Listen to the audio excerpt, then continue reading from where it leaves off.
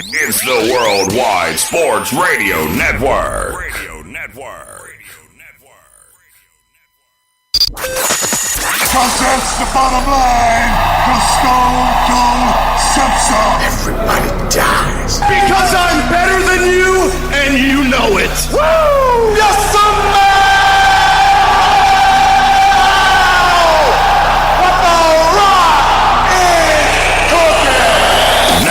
Welcome to Off the Mat with Alex Slows, Josh Silverberg, and Lyle Gillen. Yes, ladies and gentlemen, we are back live here on the Worldwide Sports Radio Network. This is the only wrestling talk show. This is Off the Mat. We join you every Tuesday night from 8 to 10 p.m. right here on the Worldwide Sports Radio Network. Of course, my co-host, Mr. Alex Slows. How are you doing, sir? Nothing much, Josh. I've been doing well. It's been a busy week. We got a lot to catch up on regarding New Japan Pro Wrestling, WWE, Major League Wrestling, WrestleMania. We got a lot to talk about, so stick with us here the whole way through the show. We got an amazing one. We got a special guest coming up very, very soon, just in a couple minutes. So just stick with us here the whole way through. Thanks. And, of course, Lyle Gillen, he is out tonight on assignment. He will be back with us next week. Yep. For those that don't know by now, here's what you have to do. You want to listen to our show, it's quite simple. Well, first off, if you want to call in our show, the number is right below. It's 203-903-8271. That's 203-903-8271 is the phone number to reach out to us, to talk to us live here on the Worldwide Sports Radio Network. We'd love to hear your phone calls and your feedback.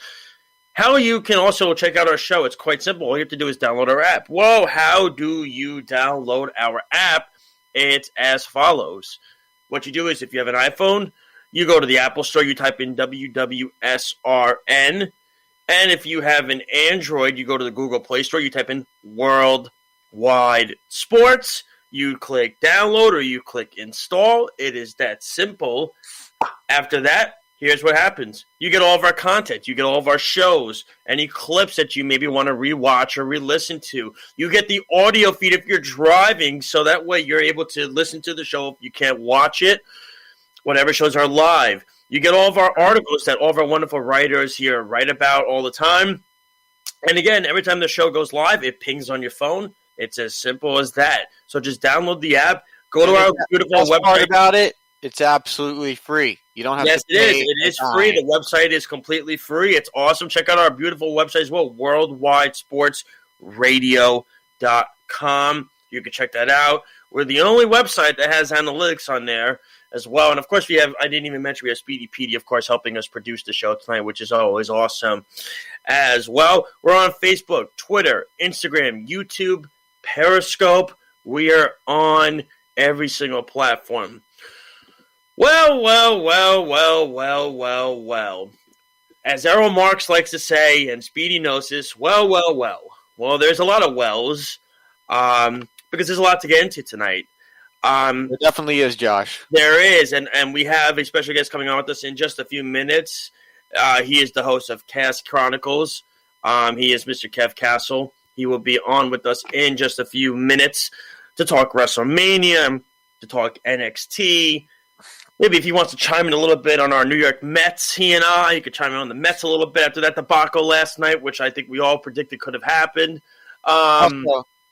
If you guys want to follow us on social media, you can follow me at Show Slows. You can follow Josh at Josh Silverberg on Twitter. And you can follow the Worldwide Sports Radio Network at WWSRN_radio. Also follow the Off the Mat Twitter page at Off the Mat WWSRN. Same for Facebook, and we also have a Google website that is offthemat WWSRN.com.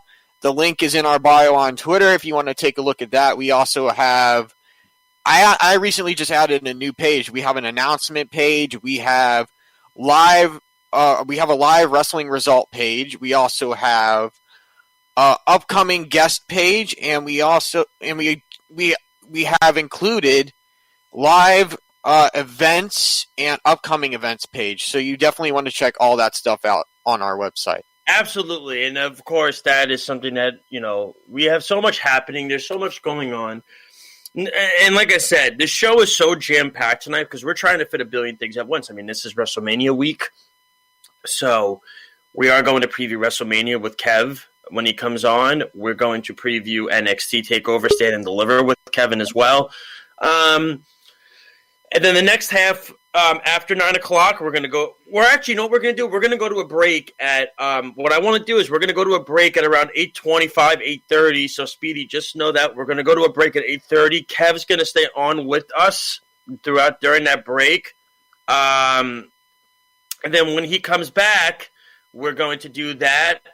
And then after 9 o'clock, we are going to come back. We're going to do some New Japan Pro Wrestling talk. We're going to do some MLW talk. We're going to do a little bit of AEW talk. There's not really as much with AEW this week, of course, with all these shows and stuff going on.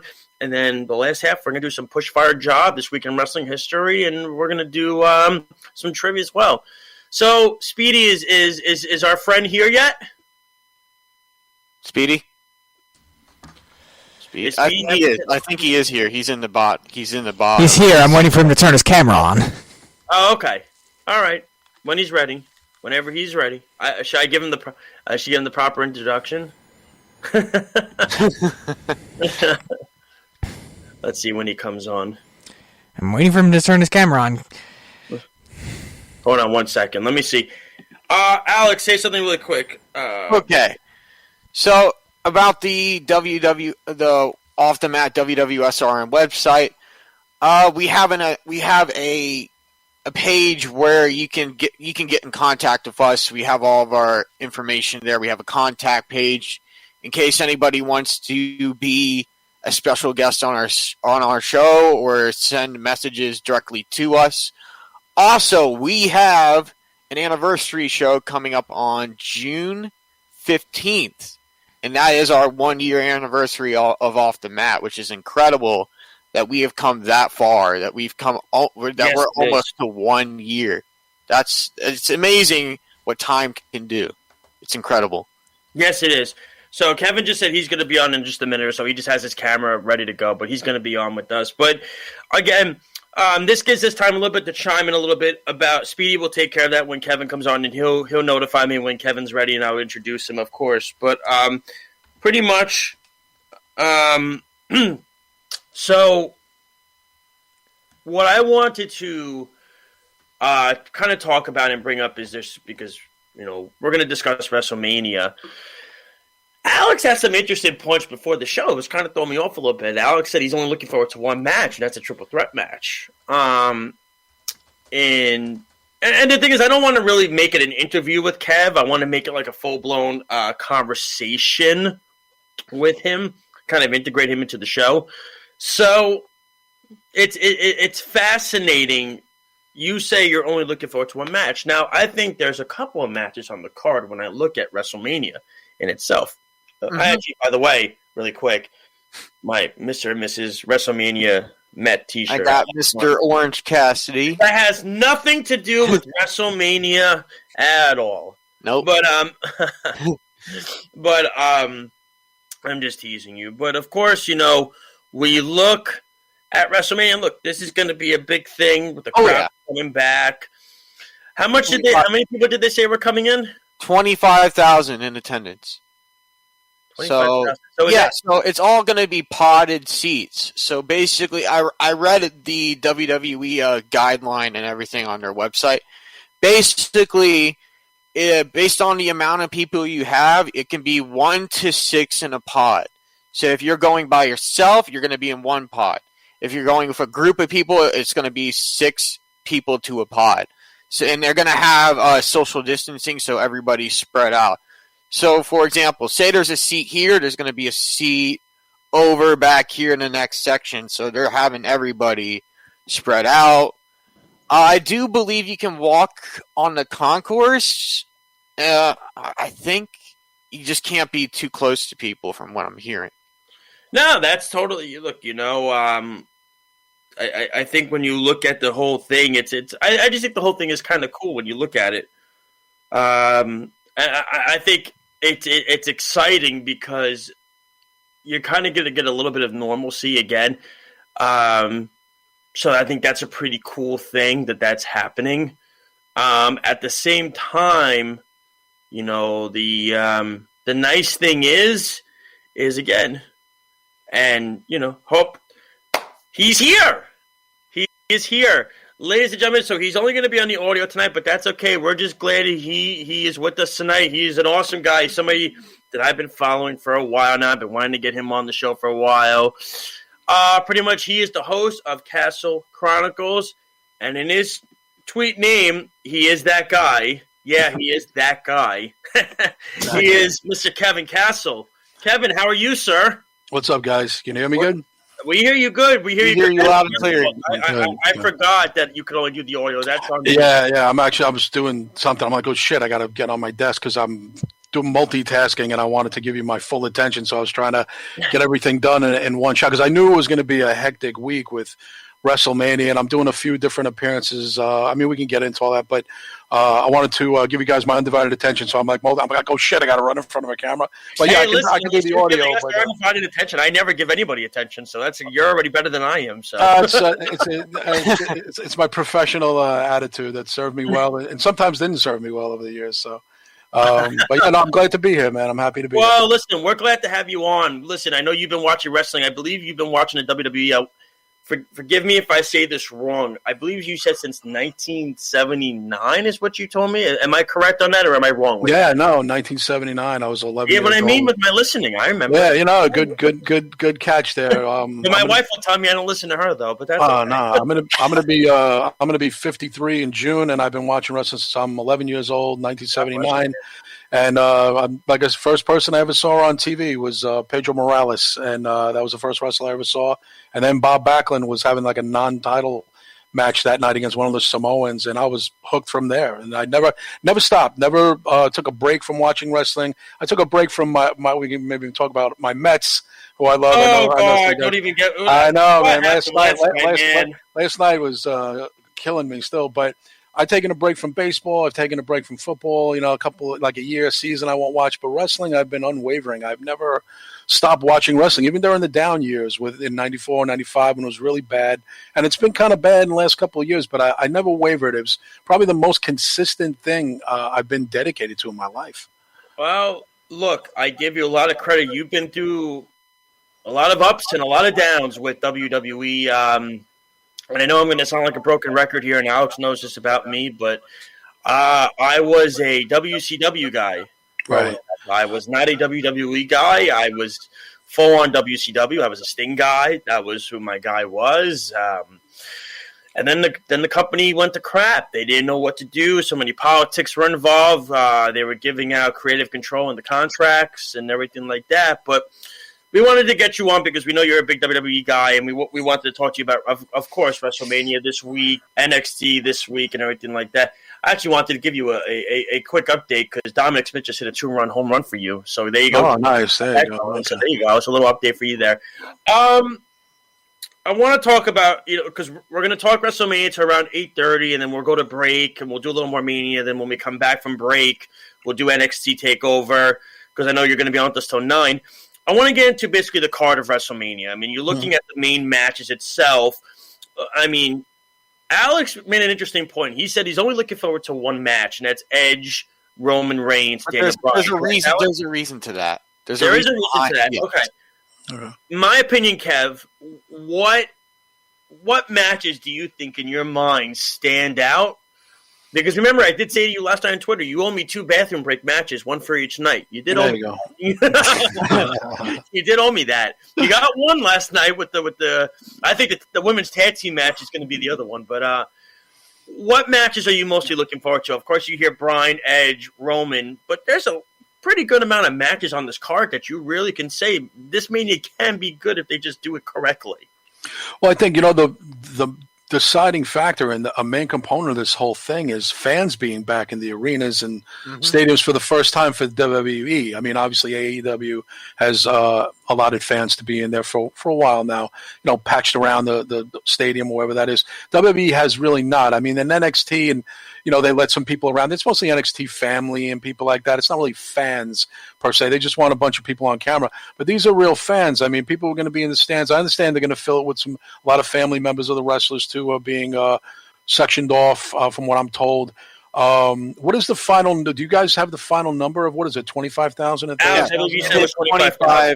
25,040 expected attendance. And remember, this is the only time that they're doing this because next year and the year after, they already gave the dates. They're not doing 2 nights. Right. Yeah. So I mean, that's a big part of this. I think that the fan aspect of it. I mean, because when I look at it that way, and I look at who the fans are really going to, the matches they're going to really be into, I'm hoping the fans don't sit on their hands for any match. I hope after a year, the people who are lucky enough and privileged enough, in my opinion, to be able to go to this very historic WrestleMania after a year of COVID, all on lockdown, everybody getting back out, getting on the other side of this thing. It is a very historic WrestleMania, and people are looking at it but it's a weak card. I hear that all the time, but it's a weak. I think they're missing the point, and I don't know if you guys agree with me. It's about getting back out there. Things are going to get better. We're getting on the other side of this. And you could say, well, WWE wasn't so great before COVID. All right, but again, if you want to look at it glass half empty, I want to look at it glass half full. I want to see how the crowd reacts. Maybe the crowd will go crazy for Lana or Natty or someone who doesn't really get a lot of applause when they used to pack the arenas. Maybe they're going to cheer people they didn't cheer before. Is Drew McIntyre going to get booed? Is Bobby Lashley going to get a big ovation? But I think the match that's really going to tell the story is going to be interesting is obviously Roman Reigns, Daniel Bryan, and Edge, because you have 3 guys there who have solid fan bases. I mean, I don't know what's going to happen. I don't know if Reigns is going to get a rousing ovation. I don't know if Edge is going to get booed out of the building or cheered now because he's a heel now. Turn heel. Same thing with Roman. Roman's a heel now, too. Roman, too. Well, that's the whole thing. Roman's a cool heel now. It's cool to wear a Roman Reigns shirt, where 2 years ago you had to fight people over it. And Daniel Bryan, I think, here's a weird thing. Boy, has times changed since 2014. I think going into this match, in my opinion, the probably most likely to get booed and not the fan favorite is Daniel Bryan, in my opinion, because Edge is now a dirty heel again. Like, people like him as the ultimate opportunist. Roman Reigns is a straight up the number 1 guy in SmackDown. The only reason, in my opinion, they do 2 million viewers is probably Reigns as a heel.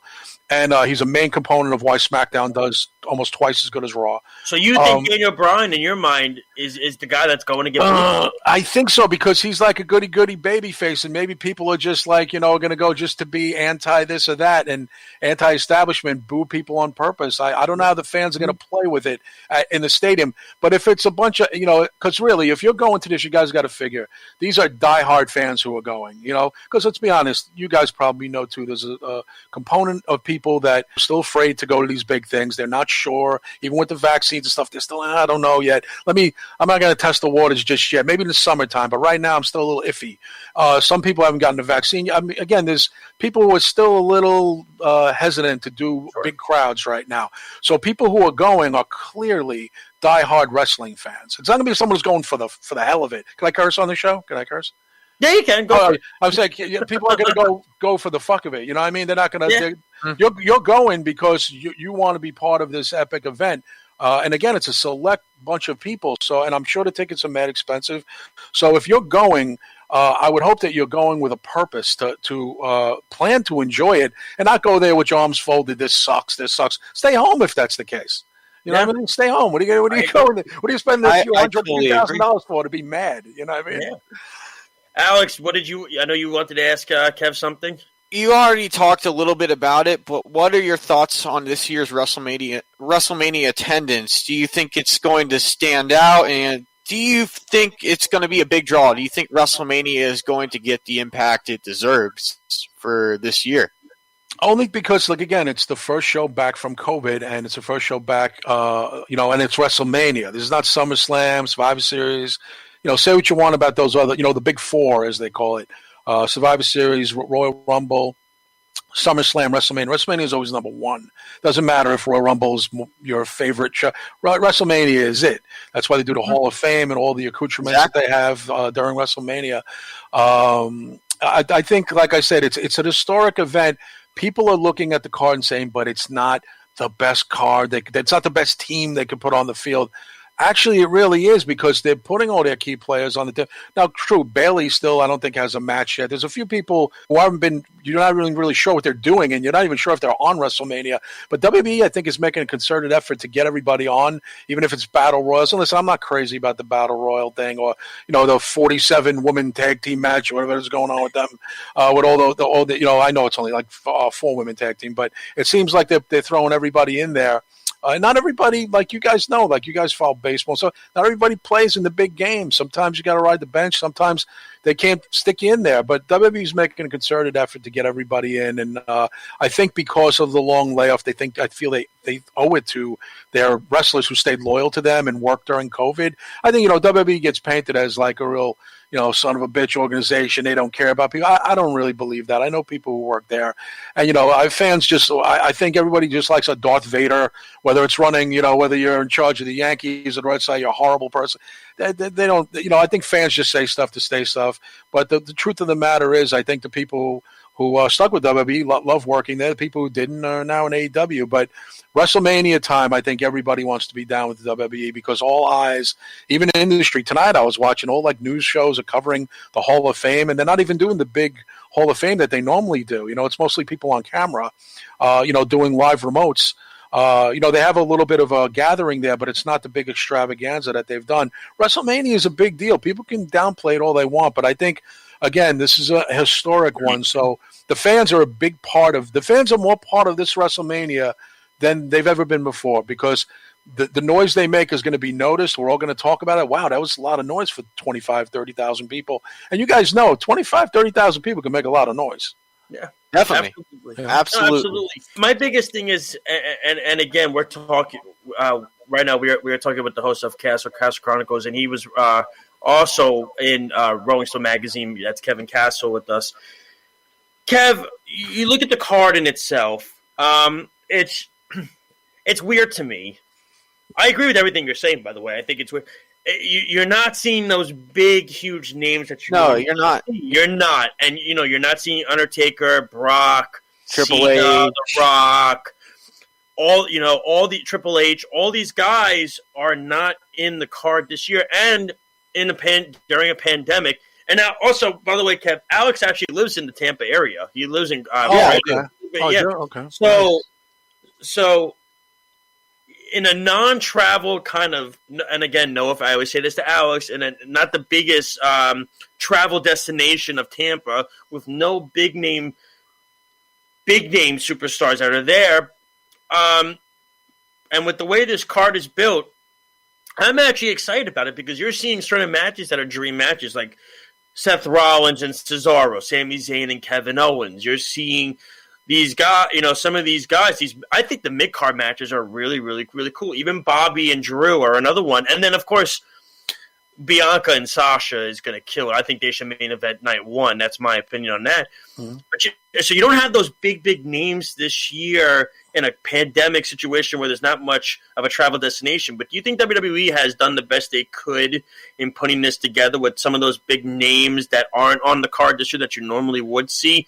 Because you also see names like Aleister Black and Shinsuke Nakamura not get on 2 nights, which to me, not having Shinsuke on is crazy, in my opinion, a little bit.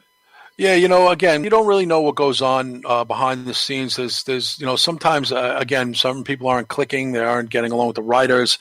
The agents are losing faith maybe in some people. I think, again, for us as fans, we see the talent and we go, oh, this guy, why is Aleister Black? But we don't know if he's a problem child behind the scenes, if there was some static because of Zelina leaving, is Aleister feeling the effects of that? We don't know. We the innuendos and rumors that go around wrestling are just, their head spinning. Same thing with Shinsuke Nakamura. Everyone's like, I don't understand. I think that there's sometimes more to a story than we're even told. And the only way you really find out, as you guys know, is when these guys actually leave the WWE and they're free to do shoot interview or he just re-signed with them, Kev. He just re-signed with them. He just re-signed with them. He loves living in Florida. From what I understand, he's pretty happy. His kids are in the school system in Florida. He loves living in Florida, Shinsuke Nakamura. He does not want to go back to Japan. I've been told this by several people who I trust, and he's pretty happy. And it's funny that the fans are not happy that he's not mad. You know what I'm saying? It's like they're not happy that he's not miserable. And it's like, how can you – because I think, again, you guys know, too, from following baseball, athletes know their window, and they see – Shinsuke Nakamura is on the cusp, if he's not already 40. And I think he sees the writing on the wall and saying, how much more time do I have in this thing? What can I do? How can I max out my earning potential for my family? Fans can't always suspend that and say, no, well, they're not respecting him. They are respecting him. That's why they're paying him millions of dollars. You can't be on TV all the time. And again, you don't know the situation at hand. You're just assuming they're disrespecting him. Sometimes they even come to a conclusion where, listen, don't use me till you can put me in something decent. Sometimes the wrestlers even request that. I don't know if you guys even know that if you got nothing for me, don't give me anything garbage. I'll sit it out. I'll wait. Tell me when you got something for me. Sometimes it's a mutual agreement. But again, I think it's a cooler narrative to put disgruntled employee. They can't wait to leave. And then you find out there was really nothing, or there's an injury that just wasn't reported, or there's something not clicking for them. But yeah, there's people not on WrestleMania, and I don't think it's to hurt them or to stick it to them. I think sometimes you can't just fit everybody in, and it's not in a vengeful, spirited way. It's because they just don't have room for them. As far as not putting, look, Taker's retired. I mean, people cannot believe that all they want, but I have good sources that he is never coming back in the ring. He will come back for the Hall of Fame, and I'm not saying I know this for a fact. Next year, I believe they're in Texas. Is that right? They're in Dallas next year. Expect Taker to headline the Hall of Fame next year. That's what I figured. In his home state. I figured he'll headline it next year, and then they'll probably have Batista do it the year after in Hollywood. Correct. That you're thinking like a smart fan. I mean, that's trying. That's no. But it's funny because people just go off and they round off names, and what I say, guys? What I always say to fans, and everyone's like, well, you have insider friends. I'm like, no, you know what? Half the time when I put out something, it's my intuition from being a fan and paying attention to the business aspect of it. And if I get it right, great. If I get it wrong, I have to retract. But I never say anything is set in stone. I say, in my opinion, or here's my thought. And they'll be, oh, you got it right. I'm like, if you really think about it, it's not that difficult to kind of dissect wrestling. No, I don't know if you guys do it, it's not. It's really not. And it's crazy because, everybody thinks, in 2 years, because it's in Hollywood, they think, oh, The Rock's definitely getting into the Hall of Fame. And I'm like, no, he's not. I said, The Rock's going to meet in Mania with Roman. That's what he's going to do. They're going to save that for LA. That's what they're going to, because they were going to do that. They were going to do that this year in SoFi. They were definitely going to do that. I don't know if, like I said, if your source knows, what I've heard is they were definitely going to do The Rock Roman sell out SoFi Stadium in LA. That was their dream match, and they're now going to hold off on that, which I think they very much should, because in a travel destination site like Los Angeles and a new football stadium like SoFi Stadium is, I think that's the perfect place to do it. Exactly. And we don't know in a year, 2 years, who's going to be a top guy. Will my boy Karrion Kross be the big star that people think he's going to be? And I hope that he is. He deserves it.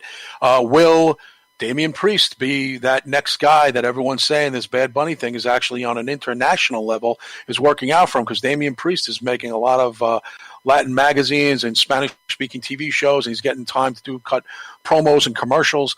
Will Cameron Grimes be a star? Will Adam Cole be that next Shawn Michaels, even though he's a smaller version? Will he be that guy that we thought he was going to be? We don't know. In a year or two from now, we have no idea who's going to headline. We just assume that we got to go back to the old reliable Brock and Goldberg. We have to develop new stars, and I think they're doing that. Lyle's not here with us, but Lyle says it all the time. No. Lyle says that's the one thing WWE is lacking, is they always seem to go back to old reliable when they should just be trying to get new stars created. That's what they need to do. Exactly. And every time a new star has momentum, like Kevin Owens, they get shut down by a Goldberg or something. Well, it's funny. You guys know baseball. Can you imagine Mets going, you know what? Maybe we should just bring Mike Piazza back to get behind the plate. Let's bring Piazza back. The fans will pop.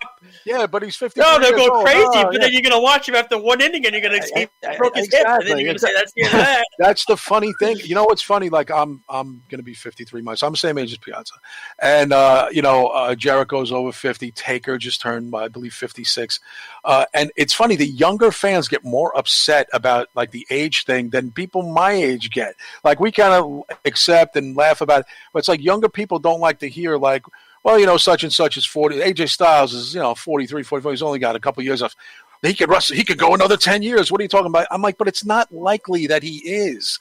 Age is going to catch up with you. Don't tell me that, it depends on your conditioning. It also depends on genetics. It depends on also if the roster needs older guys anymore. They might want to do a house clean. You guys remember back in the day, you guys might be too young, but you remember when they did the whole new generation for the WWE, where they were getting rid of, they got rid of Savage. They were trying to make Savage. I remember, Savage in the early mid-90s. Yeah, Hogan was they got rid of Savage because, again, Hogan, they were glad he was got rid gone. of Hogan because remember Right. Vince said in the promo, it is too old or something? Yeah, or whatever and he told Savage. Savage was 41 at the time.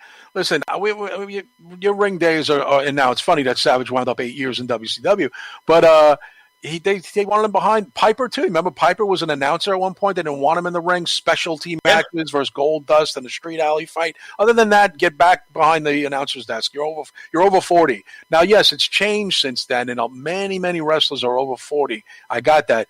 But still, long-term contracts and stuff, just like in any other sports, unless you're looking at this from a movie aspect, like it's an actor or something, like Brad Pitt or something. But even those guys, movie guys, younger stars come along, and they take the places of the Brad Pitts and the Harrison Fords and the Bruce Willises. And now they do movies like Death Wish instead of Die Hard, which is like a quarter of the success that Bruce used to have. Because why? He's 60. And it's not that it's a problem, but younger guy, that's the cause and effect of everything.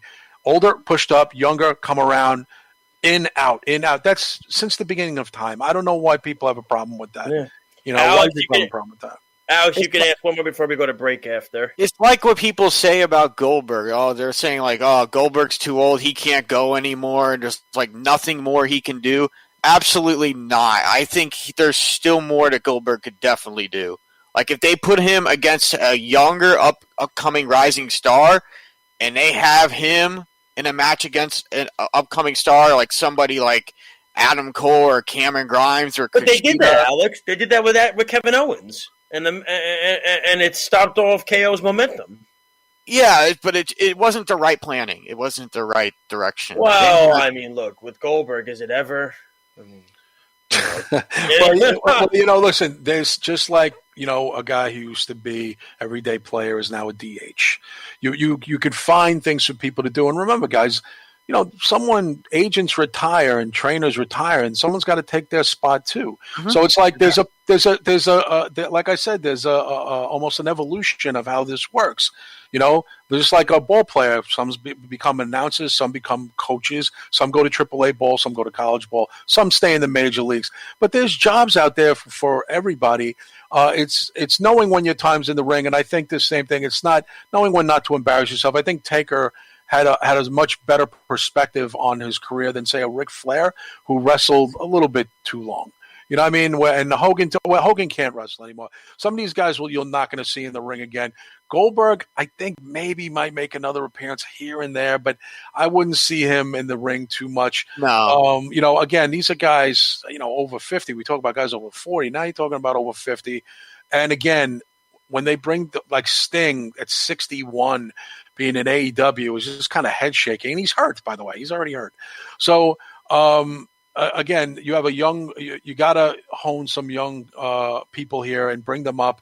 Again, to me, Damian Priest, Karrion Kross, Adam Cole, there's a bunch of other guys too that I think are good to go. And it's time after WrestleMania to start pushing those guys. I absolutely agree.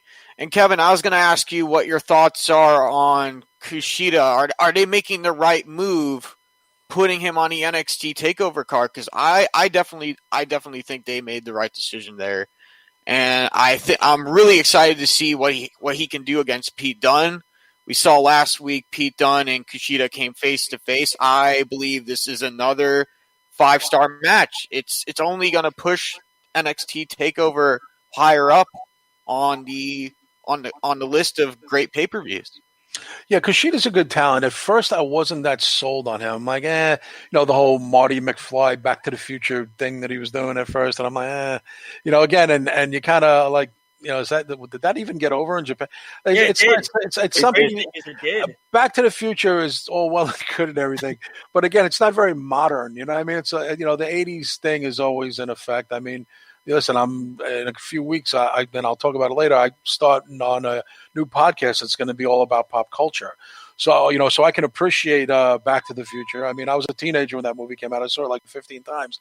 But again, I think for wrestling, I think it's got to be also you got to be able to connect to fans, and I think you got to be able to cut promos and do what you need to do to draw an audience in. I think Kushida has the in-ring talent, but I think, of course, maybe because and it's not really a language barrier. He speaks English pretty well. But I think there's still got to show a little bit more of a connection to the fans. And in fairness, it's been a year since there's really been fans there. So as fans come back and they fill Full Sail, wherever they're going to have NXT from here on in post-Mania, and now they move to Tuesdays and hopefully get a bigger audience, I want to see if Kushida starts getting that fanfare. You know what I mean? That hasn't really been there yet, but let's see if it's there. Let's see if it's there, All right, so we're going to go to a quick break.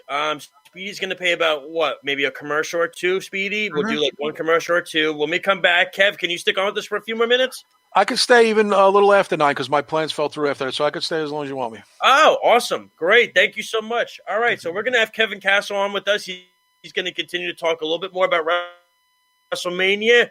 And we brought up some names about NXT TakeOver Sit and Deliver. We want to get his thoughts on that card as well. And all other aspects of the information. And maybe I'll give him some more updates on the Mets game. We could do that too. Nice, so when we come back here, this is Off the Mat on the Worldwide Sports Radio Network. We'll be right back. It's the Worldwide Sports Radio Network.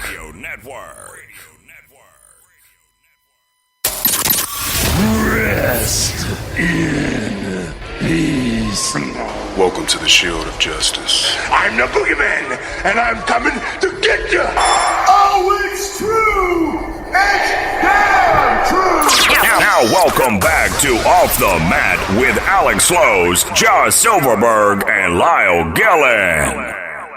Yes, ladies and gentlemen, welcome back to the second half of the first hour of Off the Mat here on the Worldwide Sports Radio Network, of course, with Alex Slows and Josh Silverberg tuning in every Tuesday night from 8 to 10 p.m. right here on the Worldwide Sports Radio Network. And, of course, we have our special guest with us, Mr. Kevin Castle himself. He's been in Rolling Stone Magazine. He's also has a couple podcast shows that he does as well.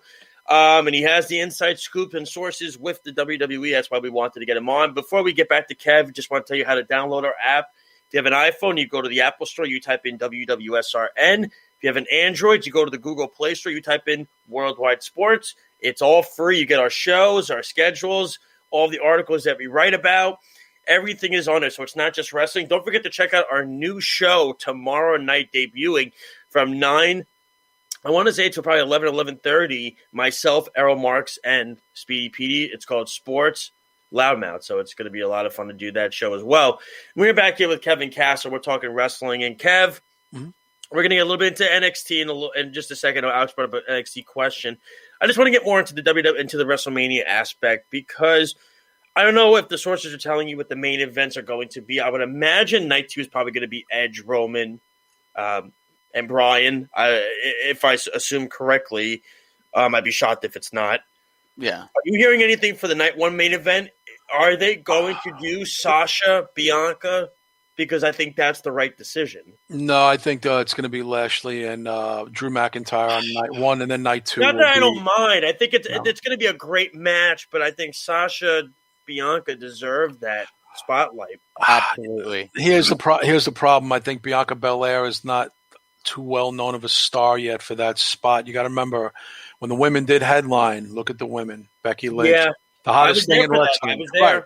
The hottest thing in wrestling at that time. The man of this, it couldn't have been hotter.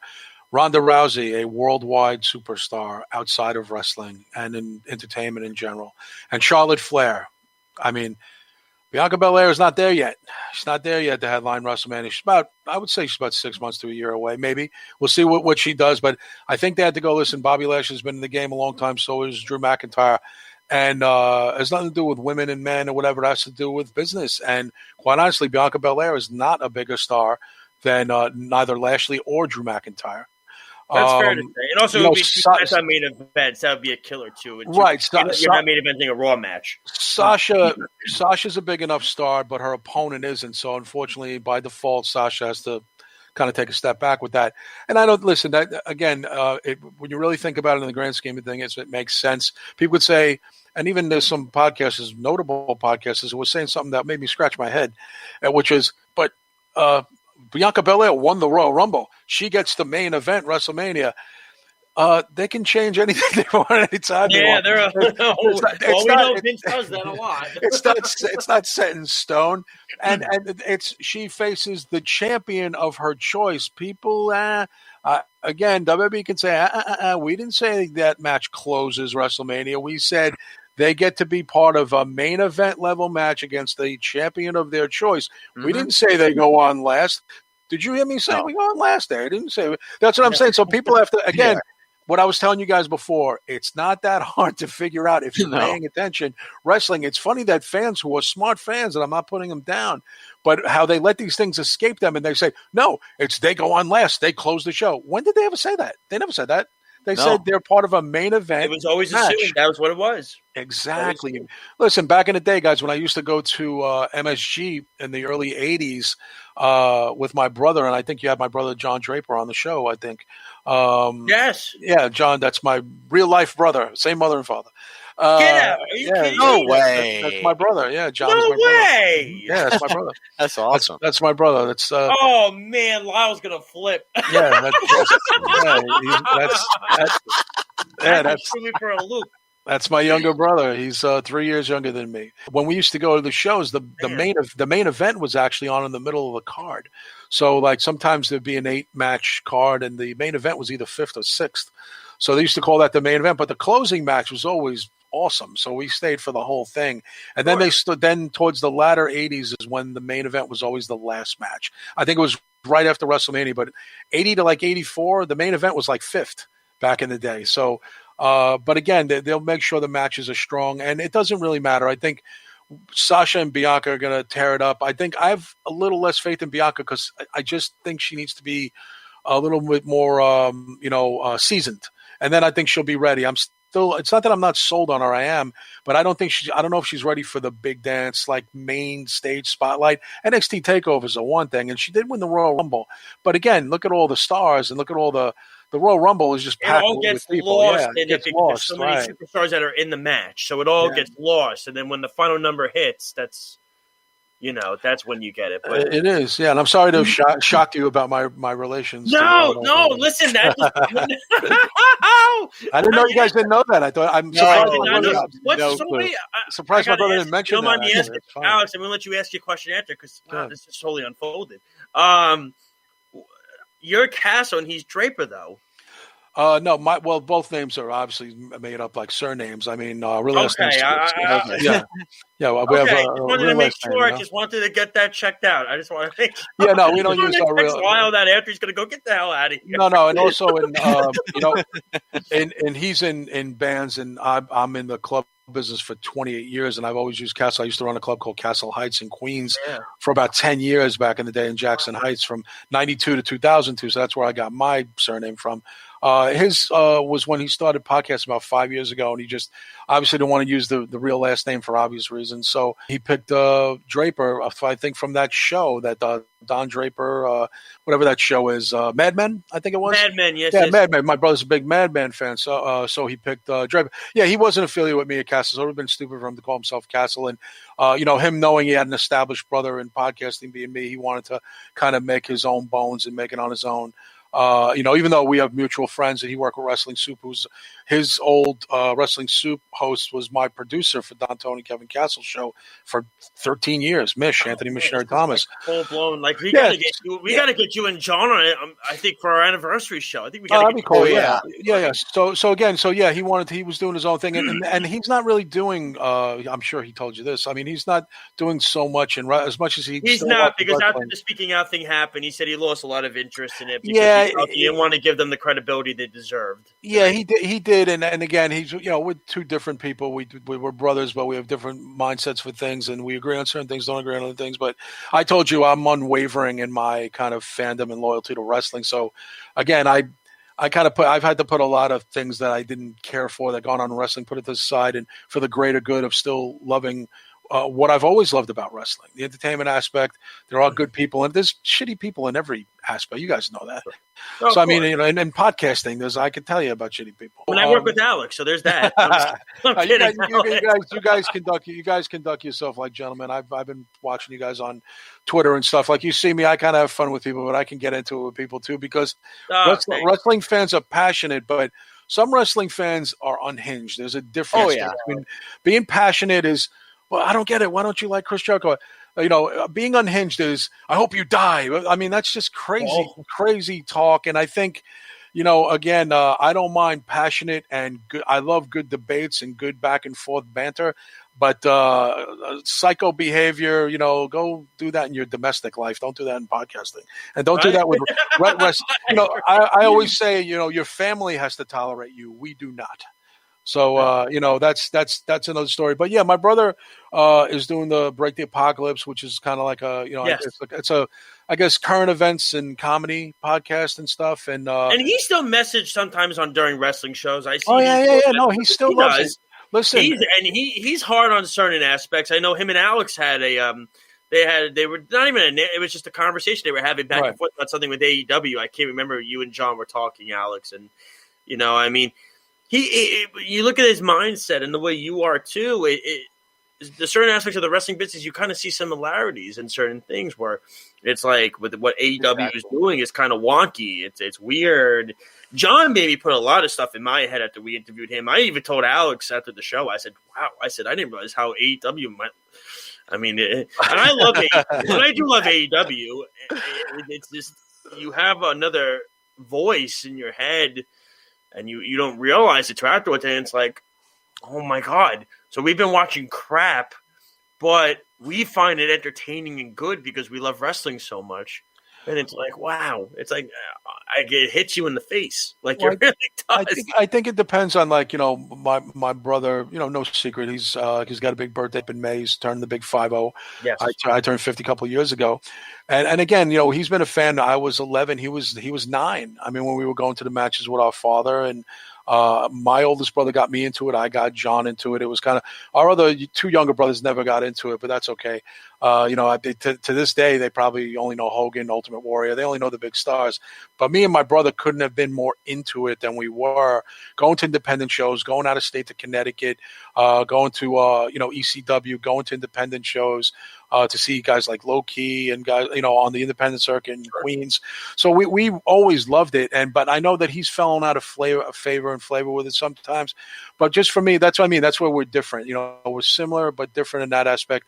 But he's very knowledgeable on it, and I kind of feel bad that he's not doing the wrestling thing anymore. We have kicked around the idea of me and him doing a wrestling thing down the road, but I love that if you guys did that. Yeah, he's busy. He's got a family and kids, and I got my life, and I'm going to be doing some other new things coming up too that I'll plug before I go. But he's having a good time doing Break the Apocalypse. It's a good podcast too. It's hard building, and as you guys know, I going back 17 years when I got on it well before it was called the podcasting. It was called basically internet radio, and it was called audio shows. That's all we called it back in the day when we did audio shows. And then it became podcasting. Around 2010, they coined the phrase podcasting. But it's hard to start a new thing. But if you have a name from an old show, it makes it that much easier. And again, if you got a good fan base and stuff. And I think the main thing is connecting, as you guys know, to the fans and to an audience where they like listening to you, where they listen to you. As long as fans don't think it's a drag listening to you because you're going to depress them with so much bad shit. So it's like you got to pepper in humor. And listen, even if you're there's a lot of shows that have that. Oh God, even that's what I said. I can't be part of that. Like I just, and my brother is the same way. Like we're very similar with the comedy aspect to what we do. If you guys see what I tweet, you probably even roll your eyes. And go, is that for real? That he's saying that? And again, it's what people everybody expect from though. us. Yeah, it's what people expect from us. But if you know me and my brother, you'll be like, that's them. That's what those guys are. It's not they're not putting on a work, quote unquote. I'm doing finger quotes. They're not working us. This is the way we act, and I think that's what some don't like us, but more like us than not. So to me, it's like, podcasting always has this kind of thing where, I prefer this guy, that guy. Usually, you know what it is? They prefer podcasters that think just like them, but I prefer podcasters like what you just said. My brother made you think or rethink about stuff, and even if it doesn't fully change your mind, right? It makes that's what you want to listen to, and that's why it's good to have guests like that on that not just challenge you, but you can go back and forth and have fun and not be bitter about it, but just almost laugh about it because it's fucking wrestling. There's nothing to get unhinged about. It's entertainment, guys. It's not life and death. I hear you, man. I hear you, Alex. Alex, if you want to ask something, I wanted to get your thoughts.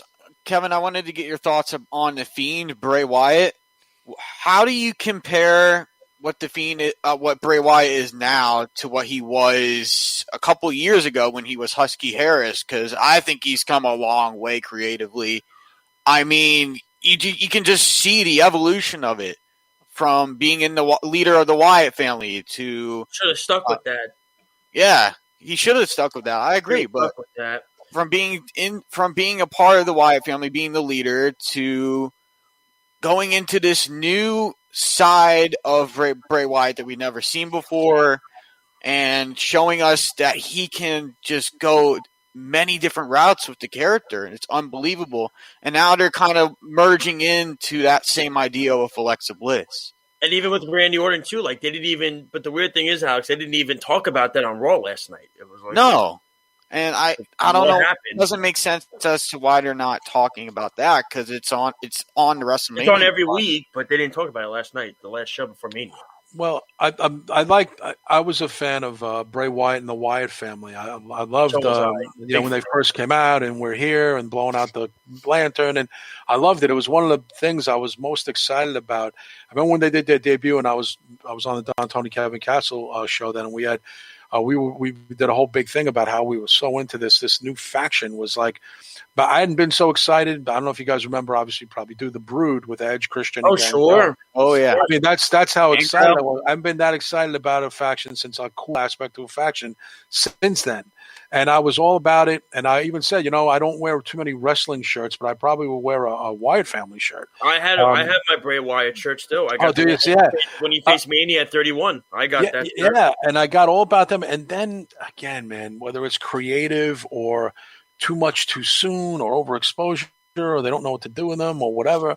He lost every big match, Kev. They lost every big match. He did get the title at one point. That match he had with Randy Orton a few years ago was like, and then the one in Orlando, that was ridiculous. Yeah, and then they broke him up, and then come on, let's be honest. I mean, Harper and Rowan were lost without Bray Wyatt. They were lost. I don't care. Yeah. The Bludgeon Brothers, It was just head shaking like this. Yeah, it was. Get this group back together, please. This is not working. But then, Kev, then you look at Brody in AEW, and he was a massive hit with the Dark Order. He was, but the Dark Order was not as cool a faction, in my opinion, as the original Wyatt family. No, I don't think. No, I agree with you on that. Oh, absolutely not. But the thing is, though, is that what they did was they gravitated to a fan base with the Dark Order because they had the Dark Order, join the Dark Order and doing all this stuff. People were tuning in and they were chiming in because when the Dark Order first started, I thought it was garbage. I said, this is ridiculous. I didn't like it at all. I got Evil Uno, who weighs like 600 pounds. I said, what are we doing here with this? And then they brought Brody in and I said, genius.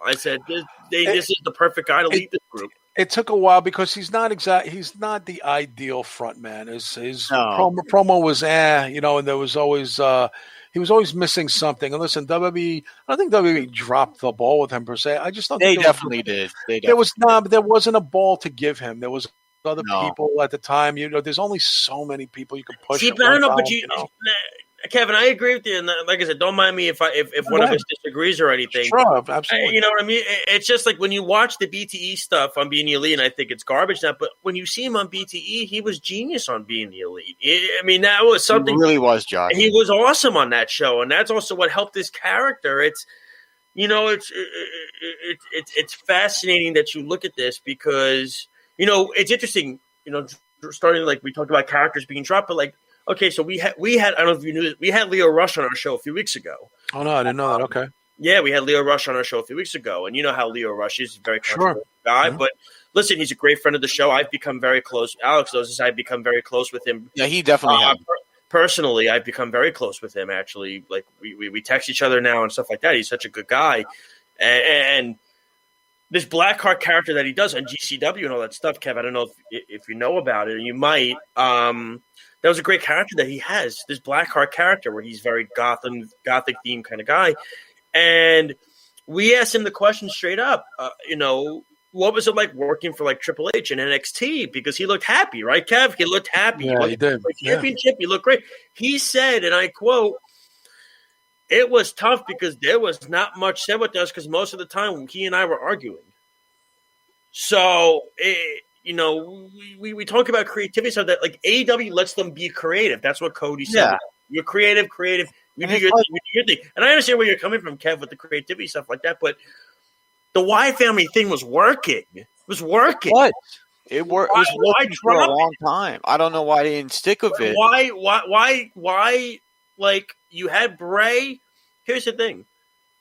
And I don't want to take up a lot of this time, but Kev, you know, you had those legendary matches with the Shield, those battles. But not even that, Alex. Not even that. Bray Wyatt single-handedly carried that match up to 31 against Taker. He did that. He did all the work. He did all the promos. Yeah, he was the work. He did everything, and then he lost the match to Taker, and it was like he fizzled after that. He won the championship, but he wasn't the same anymore. Because now the running joke on Twitter was he can't win a big match because he never did. I mean, don't you think sometimes creative in WWE gets a little too in the way at times? Oh, yeah, absolutely. I think, you know, creative is a big problem. I think Bruce Pritchard being in charge is a big problem. I think Bruce is totally out of touch. I like getting to the modern day Bray Wyatt because, you know, we could talk all day long about all the ups and downs of Bray Wyatt's career, but where he's at right now, here and now, and what he's going to be doing this weekend. I like, you know, the burnt to a crisp Fiend is an interesting character. It's like when you think about it. Yeah, I mean, listen, I think he's going to win. I think Randy's going to put him over cleanly. He needs to be put over cleanly. And with a decisive win by the Fiend, no interference, just a decisive win, whether it's the mandible claw, whether it's a pin, whether it's a submission, whatever. But I think the Fiend of today, I don't know if they're going to do this burnt Fiend this Sunday and then little by little make him healed up again, or this is going to be the burnt look is going to be his new look. I don't think it is. I think if you guys remember what they did with Kane, and they initially made him like his face had like, you know, burned like black marks on it and stuff. Then they had black like face paint. Yeah. Within 2 weeks, he had a cleanly shaved head and freshly scrubbed face. So I mean, I don't think burnt Fiend is a long haul. It's not going to work for so long. The fans are going to get sick and tired of it. It's going to dwell. It's going to be too much. And put some aloe on that. He'll be fine. But but Alexa Bliss, where does she go from here? That's more of a curiosity to me. Is where does she's killing it in this role, by the way. She is. I mean, listen, she has a decisive pinfall victory over Randy Orton. Well, that was an interesting pinfall, to say the least. Randy's wife wasn't too pleased. we had a lot of fun with that, actually. I mean, I showed my wife that, and my wife was like, even my wife, she doesn't even watch wrestling. I showed my wife, and my wife was like, wow. Yeah, it was with that. Again, the people take it too seriously. Like, oh, listen, you know, it is what it is, and it's wrestling. And again, and you can have, something sexual can be humorous, and it is funny because it did look sexual. That's okay. I mean, what's this repression that, what wrestling fans have to be repressed now, that we can't think Alexa Bliss is attractive, or we can't think that Sasha Banks is cute? It's stupid. And listen, half the people who buy their merch are freaking guys. You know what I'm saying? So they got to when I had a post, Yeah, Kev, I mean, Kev. I had a poster on the wall of Miss Elizabeth when I was young, but because That's I what thought I'm she was talking about attractive, right there, partner. That's I what I'm wasn't, saying. I wasn't delusional thinking she was going to marry. It was the typical young guy. That's what young guys do, and young girls put posters over their wall of whether it's Zac Efron or what. That's normal behavior for young adolescents. I don't know why people are shocked of like 17, 18, or college guys having fun with that. Listen, That's what people do, listen, man. guilty as charged, man. Guilty as charged. Terry Reynolds, man. Yeah, Terry Reynolds, dude, guilty as charged, man. I'm 50. Oh shoot! Let me tell you. Between that, and let's all be fair here. Let's all be fair, okay? Come on, Mandy Rose. Let's be. You don't think guys are Charlotte on the, let's come on now. Dude, to this day, I will sell off my whole family for Trish Stratus. So I mean, I love my brother and everybody, but there were two girls for me growing up. There were two. It's good. Terry Reynolds was one, right? And when Mickie James first got to WWE. Oh, you like Mickie James? Okay. Holy shnikes, man! When she came on as the crazy bitch. Oh my God, that was something else. and that's all right. And she wore very revealing clothing when she wrestled. Like she didn't wear anything. I think people mix up, that the girl has to be Lou Thez or something in the ring or wrestle like Bruno Sammartino. It's like, listen, they're combining wrestling skills with sexuality, with everything. It's the whole package, which is what makes not just girls cheer for you, but guys cheer for you too, because they whatever reason you admire somebody. You're a fan, and if you're a spending customer fan, it's for your own reasons. Like, oh, why do you like? Oh, because I think she's attractive. Okay, that's fine. There's no, as long as you're not like some delusional, crazy stalker, like what happened to Sonya Deville. You don't take it to like another level. But I think it's weird that guys are sometimes shamed for liking women because they're attractive. It's kind of weird to me. If a female says to me, "Well, I watch wrestling because I think Roman Reigns is good looking," I would say, "Man, that how old are you? 19? That doesn't surprise me. Like, why is that shock? Oh, you don't love the technical skills of Roman Reigns? It doesn't matter. It's a fan is a fan. A paying customer is a paying customer. You know what I mean? I don't get into all that. I don't expect everyone, and you guys know the same thing, to be as into it as I am. If you're into it for the cosmetic reasons, I think the girls are hot and the guys are cute or whatever. You're a young guy, you're a young girl. But it's always great if you're into it. I just love wrestling. I love the entertainment. That's I love exactly the it. Like theatrics of it. Yeah, I couldn't stand like the Playboy pillow fights and all that. No, I couldn't stand that. Yeah, but you know what? Garbage. It was crap. I mean, it was crap. I mean, I'm at WrestleMania 20. All right, I'm in 7th grade. My father takes me. Okay, right. You think about this for a second. Okay, right. It's Sable and Tori Wilson going up against Stacy Keibler and Jackie, whatever the heck her name was, Miss Jackie, whatever the hell her name was, Jacqueline. Right, and my father goes to me. He goes, I'm like this 7th grade kid going through puberty, and my father's like, listen, this match is going to last 50 seconds. Come on. And it did. It lasted a minute. It did. I told you. It's all part of I mean, come on. It's all part of the evolution of wrestling. If you guys want to touch upon it for even a minute, because WWE going to Peacock and getting rid of some of that old school Trish Stratus barking like a dog to Vince McMahon and the DX skit that they thought was a little too racial.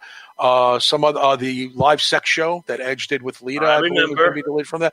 A lot of those things are going to be gone. Now, we've seen them a million times. It's okay to me. I bet you Sable with the handprints on her boobs. Oh, yeah. That's when I first was watching WWE. That was when my mother walked in and said, "You're not watching this. This is inappropriate." You know what I mean? This is crazy. I was in elementary school when that happened. I was like, yeah. Right. Here's the thing, and I addressed this today on Twitter with somebody.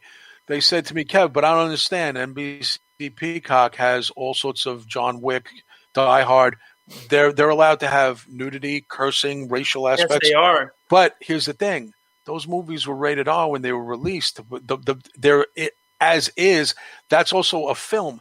This is now a young PG entertainment world of WWE. And the problem is WWE offered them millions and millions of millions. Yes, and you know content. Let me tell you something. They have to do what is told.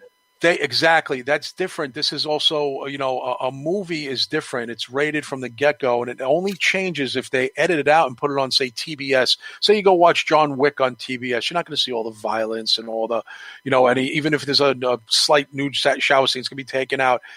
They're doing the same thing. Don't get Alex excited now, Kevin. I'm not trying to get Alex excited. Don't get Alex revved, all right? But I think that's why Speedy's hidden. There you go. People are getting up in arms about it, but again, you could still see this stuff elsewhere. If you have the DVDs, whatever, it's not anything to not.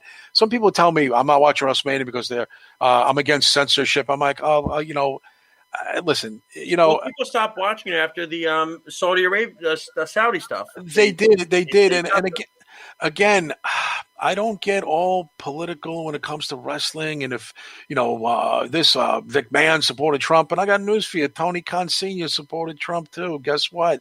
It doesn't have anything to do with the wrestlers or the product itself. Watch it take it for what it is. It's wrestling. It's not, you don't have to make a bigger deal out of it than you have to from an outside perspective. Watch it for the enjoyment of in-ring action, storytelling, and characters. Don't worry if Chris Jericho is friends with Donald Trump Jr. It doesn't affect your life. Worry about if Chris Jericho does his job in the ring and entertains you and does a good angle in AEW with MJF. That's all you need to worry about. I don't worry about anything else. You know what I'm saying? Yeah, we're going to have you on for a couple more minutes. Sure. Alex, I know you have stuff you want to ask about NXT stuff. I got to ask this question. And Alex, you're going to be curious with this question as well, I think. It's going to be interesting. We saw the ad. I think, Kev, you know which ad I'm talking about. And it involves Peacock and it involves Stone Cold Steve Austin. Oh, yeah, of course. And that's Chris Jericho coming on. Yep. Did you hear anything about that being done? 1, and 2, who signed off on this? Because apparently the report is Jericho said that it was Vince that signed off on it and said, yeah, go for it. Correct. Vince gave the okay. Well, and John, Tony Khan agreed to it too. Like, what is the background story behind this? And is what Cody Rhodes said a few weeks ago correct? And can there be a thing with AEW and WWE work together? Or is this just a one-time thing? No, it's a one-time thing. I can tell you straight up, it was Austin's idea. He wanted to come up with something a little bit different. He contacted Jericho, but Austin also, and let's be very clear about this, if McMahon didn't say okay, it was not going to come to fruition, and Austin wasn't going to quit or. Because the report is Austin asked Vince, and Vince said, "Yeah, sure," but Steve Austin was like, "Are you sure about this? Sure about it. He wasn't sure. He actually had to text him the next day Correct. to make sure. And he said it was good to go. And Vince said it was fine. And here's the thing, and let's be clear about this too. They will mention AEW here and there, but let's understand something. It's mostly a career retrospective of Chris Jericho's career in WWE. And then it'll be towards the tail end. And what are you doing these days, Chris? And then, I'm in AEW. It's an up-and-coming company. There's going to be nothing. Vince has nothing to worry about. And also, like I said, I think AEW is not really a threat to WWE in general. And I think they know it too. And Chris, also remember, Chris Jericho is a very big proponent of the Hall of Fame. Matter of fact, he attacked the fans a few years ago when they were being disrespectful during Gordon Soley's induction, where they were chanting, what, during when Gordon Soley's family was talking. Chris Jericho was pissed off because he said, this might not mean a lot to certain fans. This means a lot to the boys. Getting in the Hall of Fame is a big deal, so you should respect it. He wants to be in the Hall of Fame, Chris Jericho. So he wants to stay on good terms with the WWE. He's got a 20-year career retrospective to go over with Austin. EW is going to be a tail-end conversation towards the late part of that interview. Majority of it, from what I understand, is mostly talking about WWE. But Chris is going to shoot a little bit, but don't expect him to go after Vince or anything like that. But Chris might go after a few people that you might not expect. But not go after, but he might have some criticisms of certain people. And I think actually, again, I think it sets a good precedent. Big Show has already been done interview with Steve Austin in the past, so it's not like they need him. I think, again, Austin is technically working for the WWE. Austin would never do anything to want to piss off WWE or McMahon. No. I mean, Austin is so affiliated with, he's embedded in WWE culture. It's nothing, there's not going to be no trade embargo between AEW and stuff. It's only because it's Chris Jericho, who's got a 20-year pedigree with the WWE, and there's a lot to talk about. And Austin said, why not? And Vince said, yeah, why not? It's not going to be any meeting, a merging of anything or any kind of, kumbaya moment between the two companies. Matter of fact, I doubt AEW gets a lot of talk time. Awesome. So we're here right now, ladies and gentlemen. He's been in Rolling Stone before, and he has a couple podcasts. That's Kevin Castle, who we found out we've had some part of the family tree in the past with John Draper. So that's pretty cool to find out tonight. We have a few more minutes with you, Kevin, and we're going to go on with your evening for sure, because I know you're so busy this week and everything like that. Alex, if you want, I know you wanted to ask him some stuff about NXT TakeOver and his thoughts on that and everything. Sure. So I gotta ask you about Raquel Gonzalez. Your thoughts on her development? I'm loving the storyline that's leading into the NXT Women's Championship. Do you know if have they said anything about Raquel Gonzalez and her match against Io Shirai? I think you can expect Raquel Gonzalez to win the title. I could tell you that much. I mean, no spoilers, but I think everyone could figure out that I think Io Shirai is headed for the main roster. I think probably post WrestleMania. She's going to get moved up. Yeah, and I think Raquel Gonzalez listen. There's going to be some new champions when this is all said and done. I'm not telling tales out of school. I'm not spoiling anything for anybody. I think, again, if you just think about it, put your thinking cap wrestling fan hat on. It's easy to figure out that at the end of this thing, Raquel Gonzalez is going to be the new face of the women's division. Karrion Kross is going to be the new champion for the men, and and I think. There might be some other title changes, but right now the two main belts, the women's title and the men's title, are going to somebody else's waist come this next couple of days. And I think it needs to happen. I think Raquel Gonzalez could be, people say, she could be like, the next Chyna. Let her be the first Raquel. The next Chyna is, listen, I quite honestly, no disrespect to Chyna, I never was that impressed with her in the ring. I was more impressed with her as a character and her size and strength, but her wrestling skills were I think Raquel Gonzalez. Well, that's who she also. Better, I know that's who she looks up to, Raquel.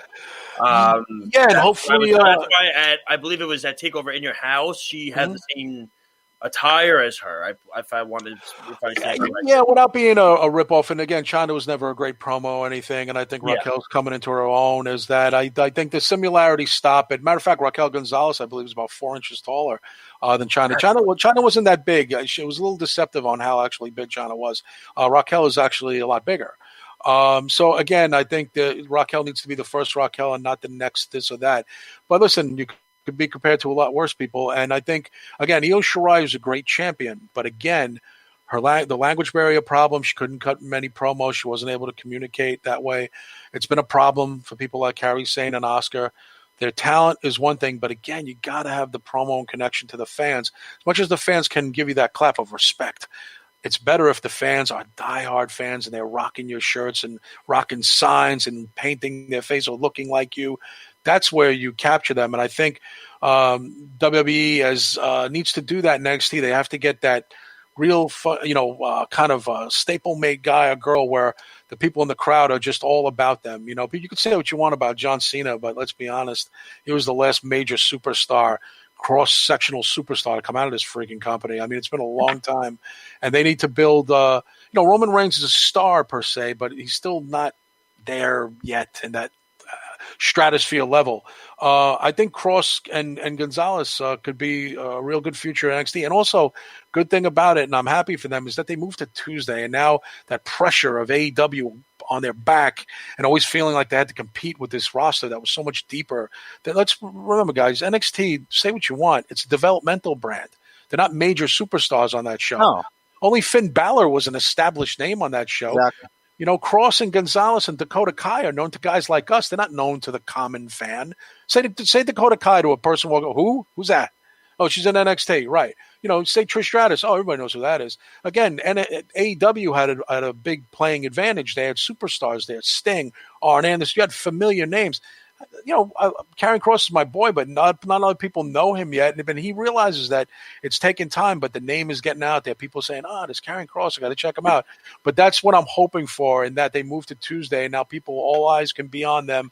Even some AEW defectors on Tuesday will switch over to NXT and check out Kross and Raquel Gonzalez and Dexter Lumis, who's another favorite of mine, and give NXT that chance to be what they were a few years ago. Because in fairness, they slipped a little bit. They did. They did, but I think that they can come back. Finn's done a great job. I give Finn Balor credit. And then you got Cole and O'Reilly too, who are just phenomenal. That ROH rivalry, that comfortability between the two is perfect. It's going to be good, but I think Cole is meant. Cole, I don't have this set in stone, but look for Cole and Io Shirai to be on the main roster within a couple weeks. I think Cole. Me. Yeah. Well, that leads me to my next thing, and we'll get back to NXT in a second. I got to ask you, what are you hearing about Andrade? Are there any rumors of where he's going? Probably. I think he might probably go back to Mexico. It depends. I mean, remember, You think so? He's living. I don't know if they can or afford, New Japan even and join LIJ maybe. I don't know if ROH could afford Andrade, to be honest with you. I mean, they have probably money, but they don't have money like that. I mean, their company is so. I mean, again, guys, you got to remember, COVID really decimated a lot of people's fucking income. Only the WWE and AEW survived. I mean, the NWA, you saw Billy Corgan was losing money like you wouldn't believe. I mean, you know what it was? New Japan did okay. Yeah, New Japan did fine, but it's in a different country. So exactly, right. It's like what happened to... You can't really compare the two. Like, there's no way ROH can do a show like it did 2 years. Like, I was at that show 2 years ago at the G1 Supercard show. Oh, you were there? Okay. There was no way they could do that again right now with everything going on. And the Marty Scurll thing, that hit them even harder, even. And then COVID hit too. They got bashed in the face by this whole, and they have talent on that roster. You got to remember, Andrade and Charlotte, they're together. They have a home in Florida and stuff. Yeah. I don't know if they listen. The Rusev Lana thing seems to be working out, but we also got to remember AEW does a lot of stuff in Florida. It's easy for Rusev and Lana to see each other, even though they work. Yeah, it's true. I just think with a loaded roster, I just don't. If Andrade goes out of country or goes all the way to Japan, I don't know if him and Charlotte are married pretty much. I mean, so I'm not sure. I guess it depends on the home life and what's going to happen. Listen, Andrade was a great talent, but again, it seems like a broken record. I keep saying this. Connection with the fans, the language barrier problem, the not being able to cut a promo. Now, they could have left Zelina with him, and we wouldn't even be talking about this today. But I think they didn't really care for her. She was a little bit of a rebel rouser behind the scenes, and they wanted to get rid of Zelina Vega, and they did.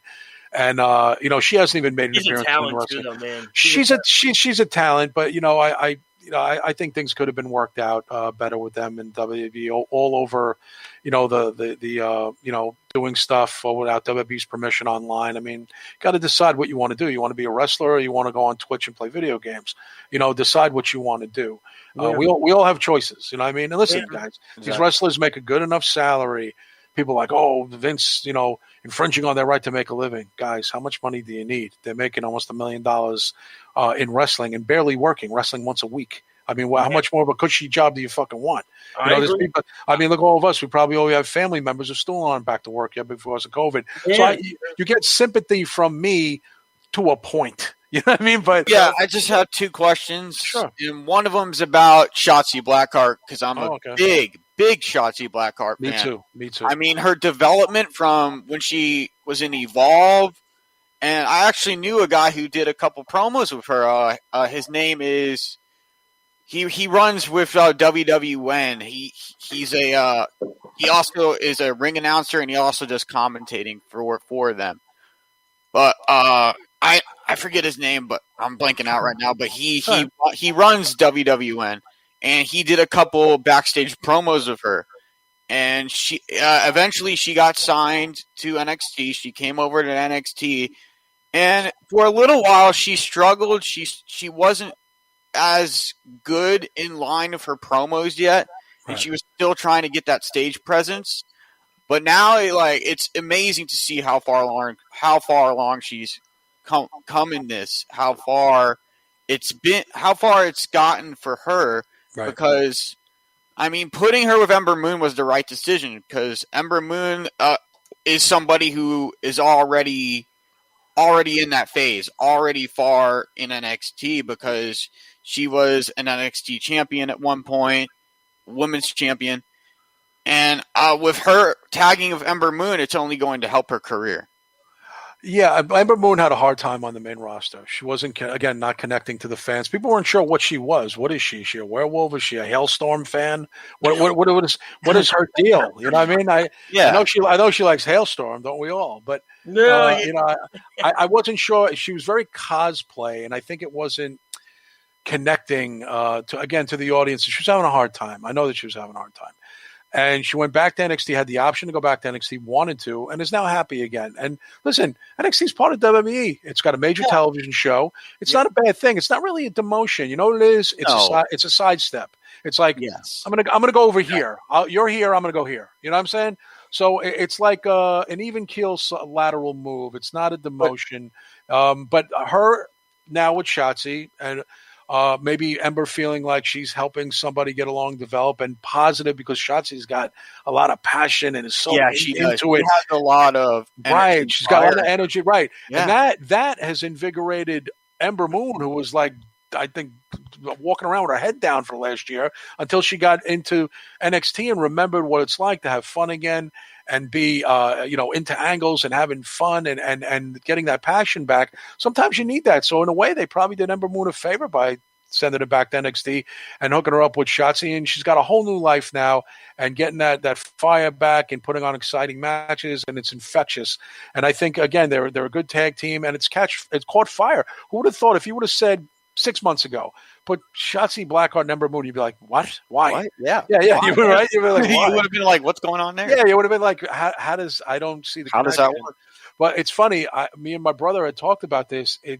Draper, we had said, it's kind of too bad all they're putting into Shotzi Blackheart. When you think about it, they had a character like Shotzi Blackheart. Her name was Ruby Riott, and Ruby is kind of, I think she got hurt and came back. And listen, she's with Liv Morgan. She's in the tag team turmoil match and whatever. But Ruby Riott was that, punk girl and outgoing and stuff. I think Shotzi's got a little bit more of a big personality than Ruby has. But we were talking about, though, down the road, a faction, maybe Ruby Riott and Shotzi Blackheart, like these punk hardcore girls all together, maybe put them in a faction down the road. I think that would be kind of cool. But for now, I like Shotzi with Ember Moon. And again, man, sometimes you team up two people together and boom, it catches fire, man. It's a good pairing. And I'm a Shotzi Blackheart fan too. I like to work in Evolve. I actually remember now. I got the name. It came back to me. It's Trevin Adams. Okay. He is the ambassador of WWN World Wrestling Network. Okay, and cool. He did a couple promos with her. Yeah, again, she's a star of the future. Again, put her in the Cross, Rachel Gonzalez category of upcoming stars, and you can throw Cameron Grimes in that too. Bronson Reed. I'm a big Bronson Reed fan. I like what they're doing with him. Right, they don't have too many 350-pounders who can move like him. Who's solid. He's not. You like what they're doing with LA Knight? First off, I hate the name with Eli Drake. The name doesn't get me. The name does not get me. Yeah, they couldn't. Eli Drake wasn't going to work for them either. I think they could have came up with something better. But from what I don't understand why Eli Drake was so over though. Kev. I think it's copyright kind of stuff. Yeah, I guess. Remember, guys, why is Cross not called Killer Cross? It's Karrion Kross. Yes, and it's not because WWE. No, it's because it's trademarked by another. Right, exactly. You can't. You have to make these little adjustments. Yeah. But listen, as long as you keep, like, Cross was not upset about that because Cross is a great name in itself. As long as he's Cross, it didn't matter to him. He was fine with it. So it's funny that, again, the fans are, they changed the name. It's like, it's people don't get there's legalities and there's merch and there's copyrights and there's trademarks and stuff like that. So again, there's rhyme and reason for why they do everything. They don't just fuck with somebody because they want to. I think the fans want to believe that. Why are they doing this to Eli Drake? He was in on it. He knew about it. He had a hand actually in coming up with LA Knight. Actually get to Eli Drake on that because he had a hand in making up that name from what I understand. But listen, he's a great talent. He's like a cross combination of rock and a little Austin-ish, a little he's kind of he mixes a lot of old school wrestlers almost in like a ball. If you close your eyes and listen to him, you might even say, is that Dwayne Johnson? Who is that? Yeah. And it's not blatant. He's not saying, you smell what Eli's cooking. He doesn't rip anybody off, but he's definitely got some attitude era promo in him. Yeah, he does. Yeah, His definitely. mic skills are amazing. Oh, amazing! It's amazing what he can do. And he looks good. He's got a good physique. He's a good-looking guy. He's older. He's on the cusp of 40. They got to pull the trigger on him. We talked about it before. You can't hold these guys back who are getting up there too much. Strike while the iron's hot. He was an Impact champion. He was a big deal in a little pond. But now, can he be a big deal in a big pond? Let's see. But again, they cannot hold him back for 2-3 years, 40, 41, 42. They got to push him now. He's ready now. There's no reason not push him. He's been on the scene for 15 years. He's ready. You know what I mean? I agree. Absolutely. And I got to ask you about Bronson Reed because he is one of my favorite wrestlers for his size. He gives me the Vader vibe. He gives me that kind of image of him. When he comes off, remember Alex, he did his stuff with Bam Bam Bigelow. Yeah, very Bigelow. Yeah, very big. Bigelow meets. I'd say he's a hybrid of Bigelow and Vader. Yeah, exactly. Yeah, I love it. Best of both worlds. Look at that. Kev gave us a happy medium for both. There it is. The hybrid. Yeah, and again, he stands out because they don't have too many guys his size, and he's young enough, and obviously he's from Australia. There's no language barrier problem. He can cut a promo. He could be a heel or a face. I believe he's a baby face right now, but he could probably have a nice heel run. And it's good, too, because, again, there's that stigma, the heavy guy. There's a difference of being like an obese, fat, out-of-shape guy and being a solid, like almost like big, like brooding, like big, thick-waisted guy. He's not like it's funny. He's a heavy-set guy, but I wouldn't call him a fat guy. You know what I mean? So he's a heavy-set guy, right? Some wrestling fans get that really confused. They're like, oh, this guy's out of shape. He's not out of shape at all. He can't perform at the level of everybody else. No, that's not how it works. You got to think on the outside. You got to think about how wrestlers, what's the word I'm looking for? How they perform. It's like how they match their performance, because these guys train every day. They train for this stuff. Well, listen, not everybody is it's not one size fits all, and that's why the one size fits all is a rarity, because people come in all shapes and sizes. And if you're an old school fan, Bronson Reed is svelte compared to Earthquake and One Man Gang and all the guys from back in the day that used to wrestle, Andre the Giant and stuff. I mean, he's skinny compared to some of those guys. So again, I think modern wrestling fans, to me, Bronson Reed is like that's what a wrestler looks like, in my opinion. Back in I agree. the early '80s, Bronson 100%. Reed was the epitome of a wrestler. Big 300-pound plus guy, around 6'2", 6'3". Yeah, that's, to me, I'm like, that's a wrestler. You see that guy walk into a room, you don't think, oh, he's a big heavy guy. You think he's either a wrestler or is he's in the movies or something. He looks like a star. So again, I think you're right. People mix that up because everyone they do. It's kind of strange, but it's funny. He's going to stand out. Even Kevin Owens. Kevin Owens isn't fat. He's just a thick guy, or he's a guy with a stomach. But half my friends look like that. Kevin Owens doesn't really have a weight. Kevin Owens can go better than anybody I've ever seen. Like the guy, I've never seen Kevin Owens sucking air. So he's not out of shape. He's probably in better shape than some guys who lift weights 7 days a week.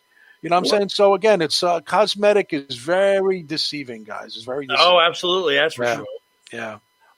Well, Kev, listen, man, we want to thank you for coming on with us. We really do appreciate it. We know you stayed on later than you anticipated. Oh, no problem. No problem. Dude, listen, now that we found this out about you, is there any chance we could ever get you and your brother on the show together? I'm sure down the road we could probably do it, maybe towards the latter part of the year, see what our schedules are. Because I'm launching a new show, if I can plug it here, actually. Oh, we were just going to ask you, plug your social media and plug whatever shows you got to plug. Yeah, I'm going to be doing a new, it's kind of a pop culture. We're going to everything from throwback movies, 80s, 90s, 70s. I mean, sadly, I was even around in the 70s, but I was a little kid. But, from movies to TV to pop culture, music, styles, and fashion. And my co-host is a pretty popular Twitter female. She's known as Baseball Chickie on Twitter. She's got almost like 100,000 followers herself. She's a pretty big fan base. It's her first podcast. We're real life friends outside of social media. I know her for about 20 years. I used to book her brother's band back in the day.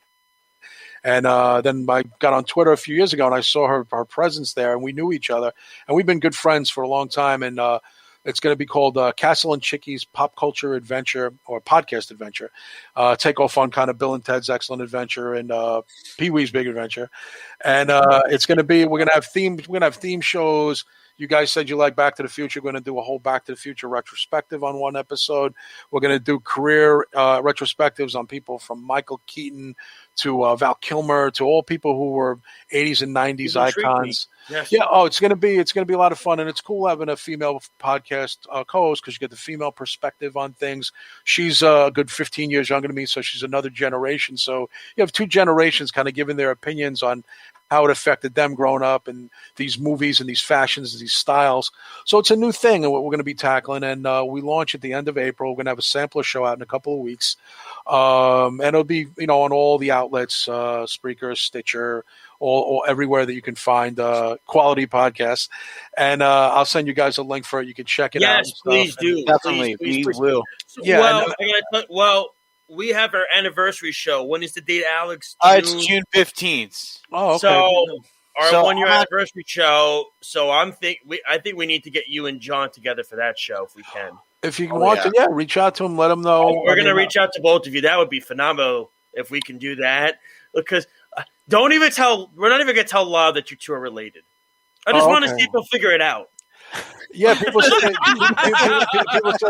say they hear in the voice. He's gonna say no way. Yeah, no, I'm surprised. It's not really a secret. I mean, it's I guess It was a secret to me, to Alex, I'm sure too. well, probably outside of the wrestling community, they might not know. But I mean, everyone in the kind of the wrestling community know about it. But I'm also going to be doing a new wrestling show. I mean, I do Castle Chronicles, which is part of a Patreon. It's kind of it's obviously on Patreon. It's a private server. It's a paid site. I'm going to be doing a mainstream podcast, a new one called Par for the Course, which is going to start up sometime in May. And I'm going to have, matter of fact, I'll probably ask you guys to come on. I'm going to have like a different round table of different guests on every week from all walks of life. My friend, you want us on anytime you want. I tell you this, you talk wrestling. Alex has one. So I don't know if you know this, Kev. Mm-hmm. If you know Alex's father is the radio play-by-play announcer for the Washington Nationals. Oh no, I knew that. Yeah, no, I knew that. That's great. Charlie Slows. I knew that. When I first met Charlie said to me, and I quote, now he's going to laugh at this. He said, "My son only has one lane, and that's the wrestling lane. Oh, really? All other lanes are out. You don't know any of the lanes. So if you ask Alex to do a wrestling thing, he will be there in 2 seconds." That's awesome. Well, what's funny, my co-host, Chickie, her name is Carolyn, she's a huge Washington Nationals fan, so she's big time Washington. Well, I was a huge Washington Nationals fan, too. It makes me sick. Oh, okay. But, that's it funny. makes me sick. But by the way, any updates for me on the game?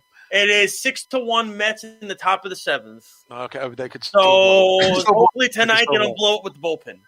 Yeah, I can't guarantee you on that. But yeah, well, what we'll do is maybe I can have you guys on in later May on the wrestling show. I don't know if we're going to be doing guests on the pop culture show, but on the wrestling show, I will be doing. Guests. You can have me. You can have us. You can have us on the wrestling show, and if you ever want any of us with a. I know you said with the guest for pop culture. Yeah. Oh, I'm there, man. I'm a movie fanatic. So. Oh, that's great. Yeah. Oh my God, it's ridiculous. I just wanted to do something a little bit different and kind of because there's so many wrestling podcasts, and I think sometimes it gets to be a little much even for me. I mean, but I'm pretty friendly with everybody in the wrestling community. I have a lot of fun with some people. We go back and forth with each other, but I got a pretty good thing with most of the bigger podcasts. Jason Solo, Monster JD from New York, some of the big names. I know them for a long, long time. And again, it's competitive, but again, it doesn't have to be dramatics, and competition can be friendly. You know what I mean? Yes, exactly. It's friendly. But That's everybody, right. as well as you guys know, the main thing about wrestling fans and wrestling podcasts is everybody wants to break the story. Everyone wants to break the news, and people don't like to be wrong. You know what I'm saying? It's like, that's why WrestleMania predictions, everybody takes, I got 5 out of 6 or whatever. And I'm just true. Listen, they could change the storyline last minute and you can guess all you want. You know what it is? It's just guesstimations on our part. All we're doing is having fun and enjoying it. Right. Having fun. It's not you can that's the thing. People forget this. You can like AEW and WWE. True. It's not a crime. No. It is allowed. You can like New Japan and WWE. It's not a crime. Like, I watch all of it. And Alex watches all of it. Josh. Like Alex even watches MLW and stuff. It's It's just the thing I don't understand with wrestling fans is like they you have to pick a side. You have to pick a side, and they're just like they frown upon it if you don't pick a side. They're like, they say no, you can't do that. That's you can't do that. You like WWE? It's terrible idea. Trash. Why are you watching that? You can watch anything you want and like anything you want. It doesn't matter. Like you can all have the same opinion. You can all have different opinions. As long as everybody's having fun, that's all that matters. That's exactly it. Again, wrestling shouldn't unhinge you. It's supposed to be an escapism for entertainment. It's not supposed to. You're not supposed to lose sleep over wrestling. I know some people do, but you shouldn't be. I mean, there are people that literally, if their favorite doesn't win, they're miserable for like a whole week. Listen, I think it's healthy to be a passionate fan, but it's very unhealthy to let it affect your life and how you interact with people. And now you're nasty to people because your guy didn't win. It's very, it's get a grip. It's wrestling. Come on, exactly. The reality of things. That's right. I love it. It's like what baffles me, what shocks me is like, oh, Will Ospreay won the IWGP title. He should get beat up for that. Oh, what? Come on. This is wrestling. Like, everybody should just be having fun with it. Well, because people are, again, they're putting some morality clause into the overall factor on the wrestler. And listen, I know that he was accused of some things of mistreatment of certain people. He issued an apology. He wasn't nothing. He wasn't brought to any trials, not arrested. Nothing happened. There were no charges filed. People want to live in a free country and they want to live in a democracy and they want to have, be treated fairly and justly. You have to give what you get and you have to put out there what you expect back at you. You cannot convict somebody on the hearsay of something that, quite honestly, they were never arrested for. They were never taken to a court appearance for. And until it's proven as fact, it's best to probably say nothing until you have all the facts in, or at least there's a tangible charge against somebody and not just a bunch of people saying something. That's high school. You guys know, back in the day, they would say, "Oh, this girl did everything, or this guy did this," and you're like, most of the time, it's not true. Believe half of what you hear, basically, in wrestling and in life in general. You guys know the story is their side, the other side, and then there's the truth. And I think wrestling fans, for some reason, some, not all, some, don't like to want to learn the truth. They want to jump the gun and put somebody on the spit and just, oh, he's no good, get rid of him, kick him out of wrestling. For what? There's certain people, like I said, there's other people. I'm just saying Will Ospreay is a good example. There's other people who have done some stuff that I'm not going to get into, but since you brought up Will Ospreay, again, there was some things said. It was a while ago. Nothing came of it. Let the guy have his career and do what he's going to do. Exactly. Yeah. Exactly. Thank you, Kev. We appreciate you having you on, man. It was awesome. Absolutely. Like I said, we're going to stay in touch for sure, dude. Enjoy WrestleMania this week, man, all right? Yes. I'm going to enjoy it. You guys enjoy it, too. I loved coming on the show. I'll definitely come back for you. What is Don't it? be a stranger. What anniversary is it? Future. What anniversary is it for you guys in June? 1 year. We're coming up on 1 year. Oh, 1 year. Okay, nice. 1 year, so we're babies still, but we're getting there, man. We're growing. Like I said, I'll anything I can do to help you guys out, let me know. I'll gladly come back, and I'll have you on one of my new shows down the road. But definitely stay in touch, guys. Definitely. Thanks a lot, Definitely. Kevin. We Thank appreciate you. it, and we're definitely going to stay in touch for sure. Thank you so much, man. Have a good rest of your night, all right? Be good, fellas. Peace. Be Have a good. good Thanks, night. Kevin. Ladies and gentlemen, the one, the only Kevin Castle. He was in Rolling Stone magazine. way over the time we anticipated. Yeah. You know what? But you know It was worth what? it. It was It 100%. was so freaking worth it. It was the amount of information that he. By the way, we've become more than just. I feel like we're now friends now, all of us. Oh yeah. And I think we have like a big wrestling circle. that's what it is. Well, we got the whole We got got a the stable whole now. family now, Alex. We got him and John. We got the whole family together. But he was so informative. But we're not even going to go to break. I know Speedy's going to be like, "What? Speedy, are you there?" Let me see if Speedy. he's listening. Maybe he fell asleep behind Speedy, the did you fall computer. asleep behind the wheel again? Here, wake up. Okay, we don't have to go to break. He said, "Perfect." There's Okay. no okay. There's no point now. We'll just get yelled at by him later, but that's okay. Pretty much, there was a lot that was said. There's a lot to digest. We're not going to get into trivia. We're not going to get into Pushfire Job this week. No. We're not going to get into all that. We're going to get into. We'll do MLW a little bit. We'll do it. I would say as. Do you Quick want as possible. MLW this week? Do you want it? Do you think we have? Because we really got to get into New Japan this week. I would go past MLW this week and just get into Yeah. New You know what? Japan, Honestly, New Japan and it was AEW. good. are the You know what? show. It was over the time, but it was so worth it. It definitely was. Yeah. Because I didn't realize how much information that he had. That He was had a given lot to of us. good information, like what Good. he said Alex, it was about. phenomenal. Dude, he has like inside sources within the WWE. That's amazingly informative what he gave us. That's Oh, yeah. beyond good. But I like He what was he very said happy about about. NXT. I like what he said about NXT. I like what he Yeah. said about Raquel Gonzalez being one of the top women in NXT right now, and how far she's come along in her career from where she started and where she's going to go, how things are going to turn out for her at NXT TakeOver Stand and Deliver tomorrow night. And Which is crazy that that's tomorrow. yeah, That is crazy. That's tomorrow. it- So time basically flies, what man. I'm going to have to do is on both nights, because I'm doing Sports Loudmouths with Errol Wednesday and Thursday, I have to multitask. So I'm going to have to watch Stand and Deliver at the same time as I'm doing Sports Loudmouths tomorrow. and I liked how he touched on LA Knight too, and Bron Reed, all these big developmental names. Man, I hate that name. I do not like. I don't that like name. the name either. I like Eli Drake better. They should have The just. problem is again. Problem is, it's it's trademark. They can't use it because They just can't use it. It's copyright, and they just can't use it. It's terrible, and it's when you look at the whole situation. But he's very excited about NXT. He loves it. He said expect Cole and Shirai to be called up very soon. It would not shock me if it's the Raw after Mania. If Yeah, I like what he tried said to go about that route, I would get it. And then I the would matches understand too. it. The matches. He said Kyle O'Reilly and Adam Cole, and then Karrion Kross and Finn Balor were going to be the show stealers. Yeah, I mean, I think those two are night one, night two. Excuse me, those are night two. Yeah, those are night two. But yeah, night one is interesting because you have your tag team match that you wanted. You get MSK, Grizzly Joe Bats, and Legado del Fantasma. yeah. So you get that, and you get the women's title match.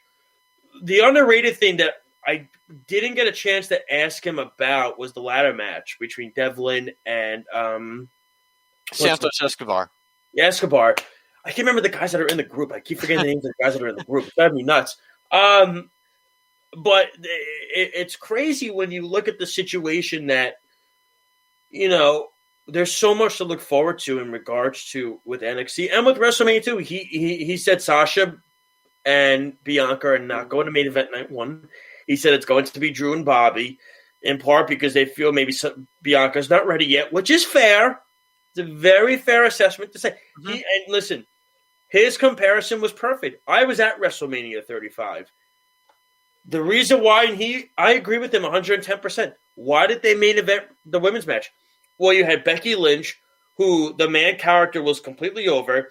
You had the biggest women's character in the world in Ronda Rousey. Yeah, you did. You had arguably the best women's wrestler in the planet with the last name of Charlotte Flair. So you had a character that was over, a big character in Ronda, and the best women's wrestler in the world. You add those three elements together, that's why that was the main event. So it's understandable. Plus, they don't want 2 SmackDown matches main eventing both nights. They want to promote one of the big shows as Raw. Yeah.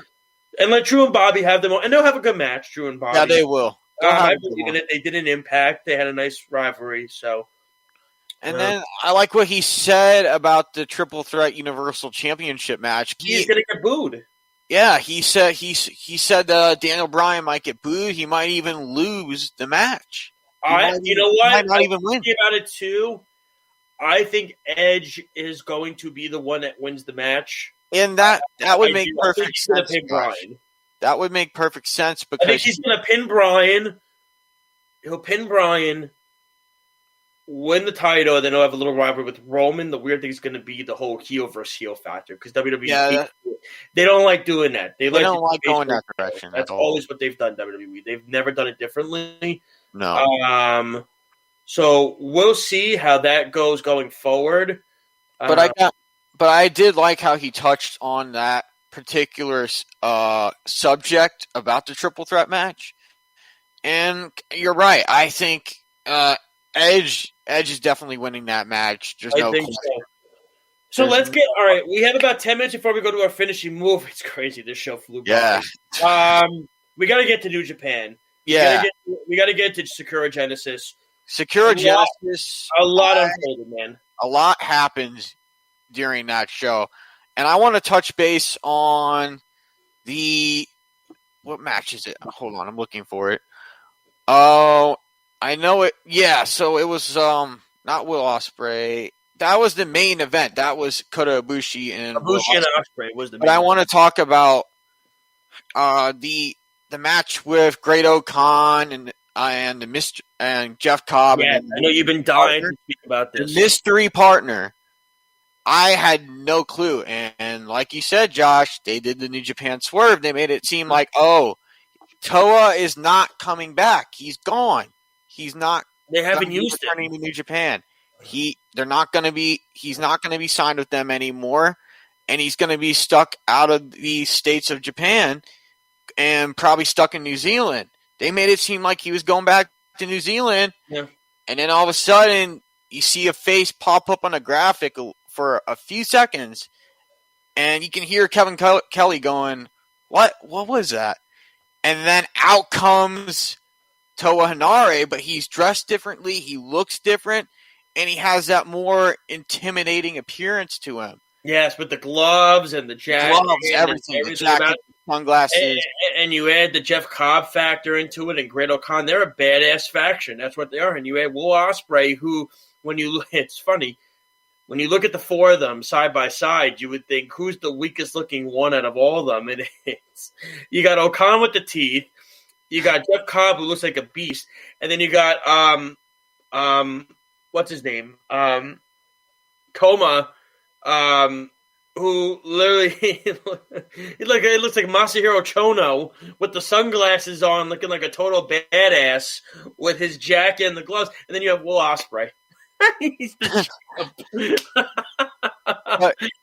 shocked me because it was the New Japan swerve, and I wasn't expecting that, and it was amazing to see the kind of damage.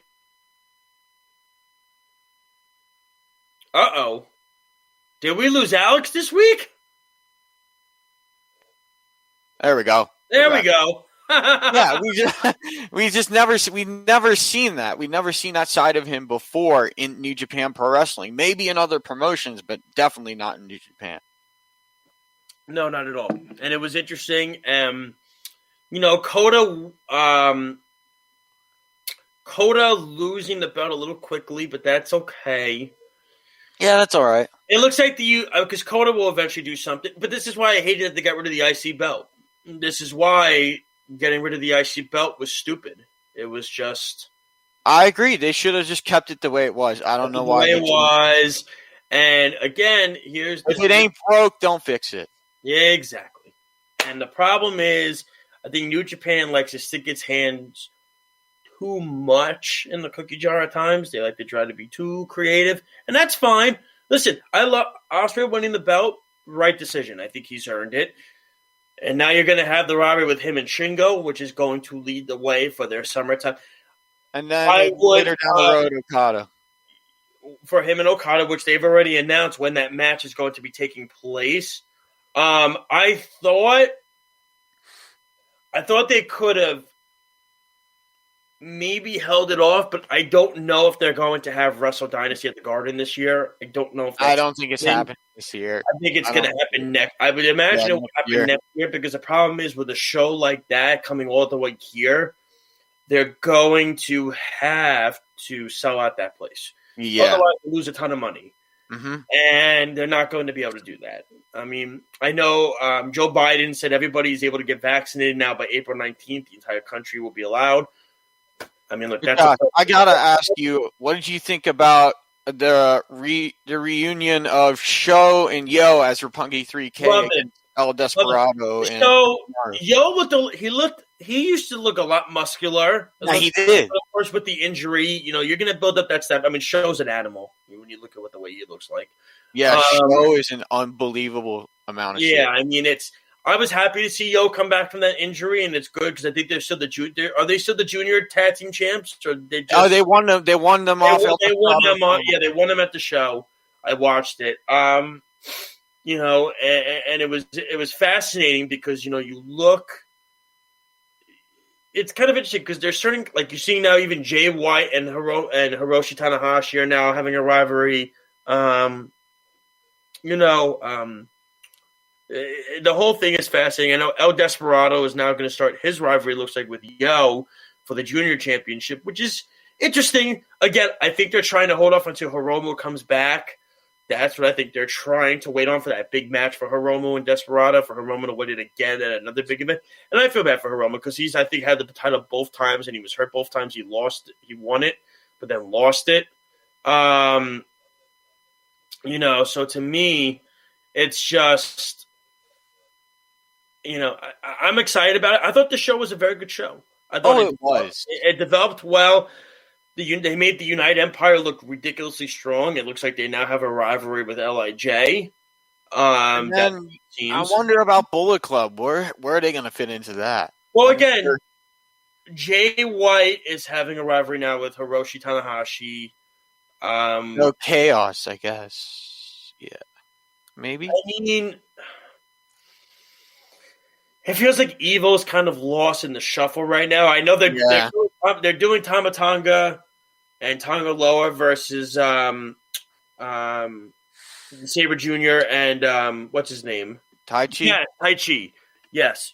The Holy Emperor. They're still doing that rivalry. The Dangerous Tekkens, I believe they're called. Dangerous Tekkens.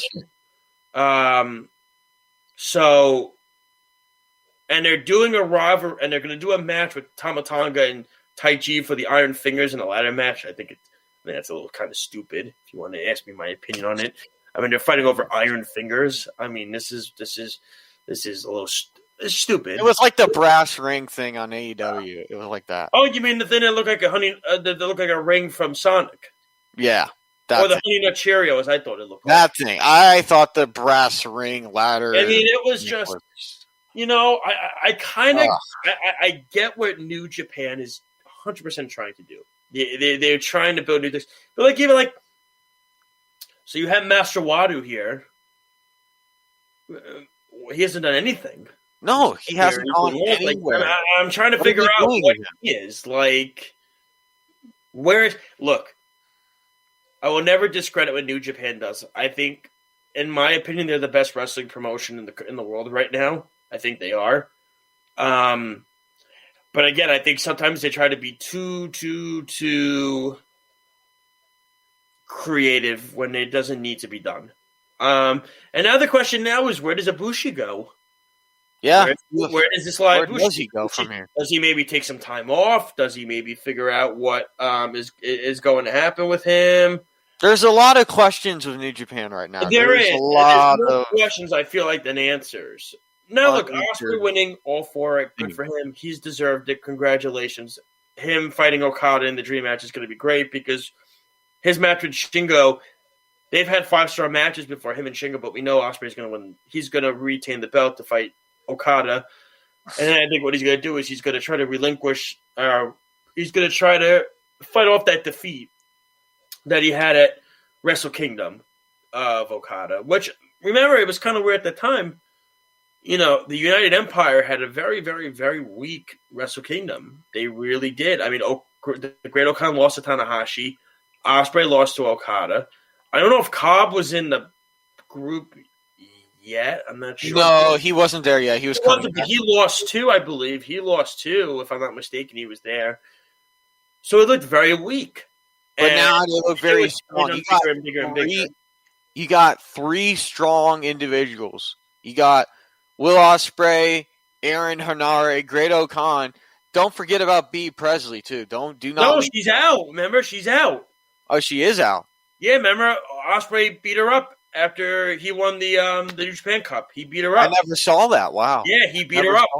Yeah, he hit her, and he like super kicked her out of the group. Wow, I never saw that. He's and then you have Jeff, and you forgot Jeff Cobb. Jeff Cobb. Jeff Cobb's in that group too. But yeah, it's fascinating, man. It is. This is a fascinating one for sure. But Alex, we're at that time already, man. Yeah, we already are at that time. So my finishing move is actually someone I worked with at ACW Proving Ground in 2019 just made his debut with AEW Dark. His name is Mr. A1 Sage Scott, and now he's moving over his faction and developing that into AEW Dark's program, and he has come a long way, man. I mean, the amount of things he has done with WWN and ACW. He was the ACW Cruiserweight Champion at one time, and I can't wait to see what direction AEW goes with him, because he is a top talent in my opinion, somebody that AEW should definitely look closely at, and I can't wait to see the journey continue for him. My finishing move is quite simple. Enjoy the biggest week of wrestling. Listen, I understand it's WWE and it may not be the most popular TV show wrestling-wise right now. It's the biggest week of wrestling, man, and it's 2 nights again for the second year in a row, because it's not going to be happening after this year anymore. It's going to go back to one night next year. And it's, we had it with Raw yesterday. It was one of the worst Raws I'd ever seen in my life. It was horrible. The Hall of Fame, Alex, you know how I feel about the Hall of Fame. I think it's phony. I think it's poop and it's garbage. But we got to take over Stand and Deliver tomorrow and Thursday, man. And that's a big, big, big show for this NXT. This is their last shows they're having before they move to Tuesday nights next week. Friday, you got SmackDown. Saturday and Sunday, WrestleMania Night 1 and WrestleMania Night 2. So all the fans out there, please enjoy it. Enjoy it this week. To all the fans that are going there live, be safe. Safe out there. Wash your hands. I still think you should have tried, man. I think you should have tried for one of the nights. I think this is, Kevin said it. This is a historical show that is coming back. This is a big show that's coming back. I think it's going to be fascinating to watch. And I'm excited to see how the crowd gets in favor of it, so it'll be good. Don't forget, ladies and gentlemen, don't download our app. How do you download our app? It's quite simple. You type in WWSRN. If you have an iPhone, you go to the Apple Store. That's what you type in, WWSRN. If you have an Android, you go to the Google Play Store, type in Worldwide Sports. You type that in. The app is free. You can check out our show schedules, all of the shows we have on there, as well as bios about all of us, our articles, all of our clips. If you're driving, you can listen to the audio version of it. Everything is free, so check that out. Google, we're on YouTube, Facebook, Twitter, Instagram, Periscope, you name it. We are on it. We're also on worldwidesportsradio.com. Do not forget to check out the brand new show that is coming to the network tomorrow night at 9 p.m. Myself, Errol Marks. Speedy, where are you? There he is. Speedy Petey. Hello, Josh. The big brand new show tomorrow, the Sports Loudmouth. Oh, yeah. Tomorrow at 9 p.m. to we don't know what time we're going to end. I'll be doing double duty watching that at NXT both nights. Because, of course, I got to do it for Off the Mat. And I love NXT TakeOver, so I'm not missing it. That's fact. So we're going to be doing that. That's for sure. That's tomorrow night. And, of course, we're going to recap everything next Tuesday after WrestleMania. We're going to get into all of it, what we liked about it, what we didn't like about it. We're going to talk about NXT TakeOver. We're going to get into MLW. We'll get to some AEW this week. Next week, we're going to get into all of that because after WrestleMania, we now start to lead to the next big show, which is AEW's Double or Nothing, which I believe is in May, which is their biggest show. So this is the time to so this is going to be fun. Yep. It's going to be awesome. Alex, any last things you want to say before we go? Enjoy WrestleMania, everybody. Enjoy NXT TakeOver. It's going to be amazing. Enjoy the weekend and stay tuned. We'll be back here same time, same place next Tuesday. Thank you, Kevin Castle, again, of course, for joining us this week. He was phenomenal. He was great to have on, and he's no stranger to the show anymore. He's now a friend of our show, that's for sure. So we're going to stay in touch with him in the future. For myself, for Alex Slows, for Lyle Gillen, for Speedy Petey, this is Josh Silverberg signing off. Enjoy WrestleMania week, the rest of this week. Enjoy NXT TakeOver. And for that, we're going to let Kenny Omega take it away. This is Off the Mat on the Worldwide Sports Radio Network. What do you have to say, Mr. Omega? I must bid you adieu, so say with me now if you know it. Goodbye, and good night. Thank you for listening to Off the Mat on the Worldwide Sports Radio Network, your source for all things wrestling and sports entertainment. It's the Worldwide Sports Radio Network.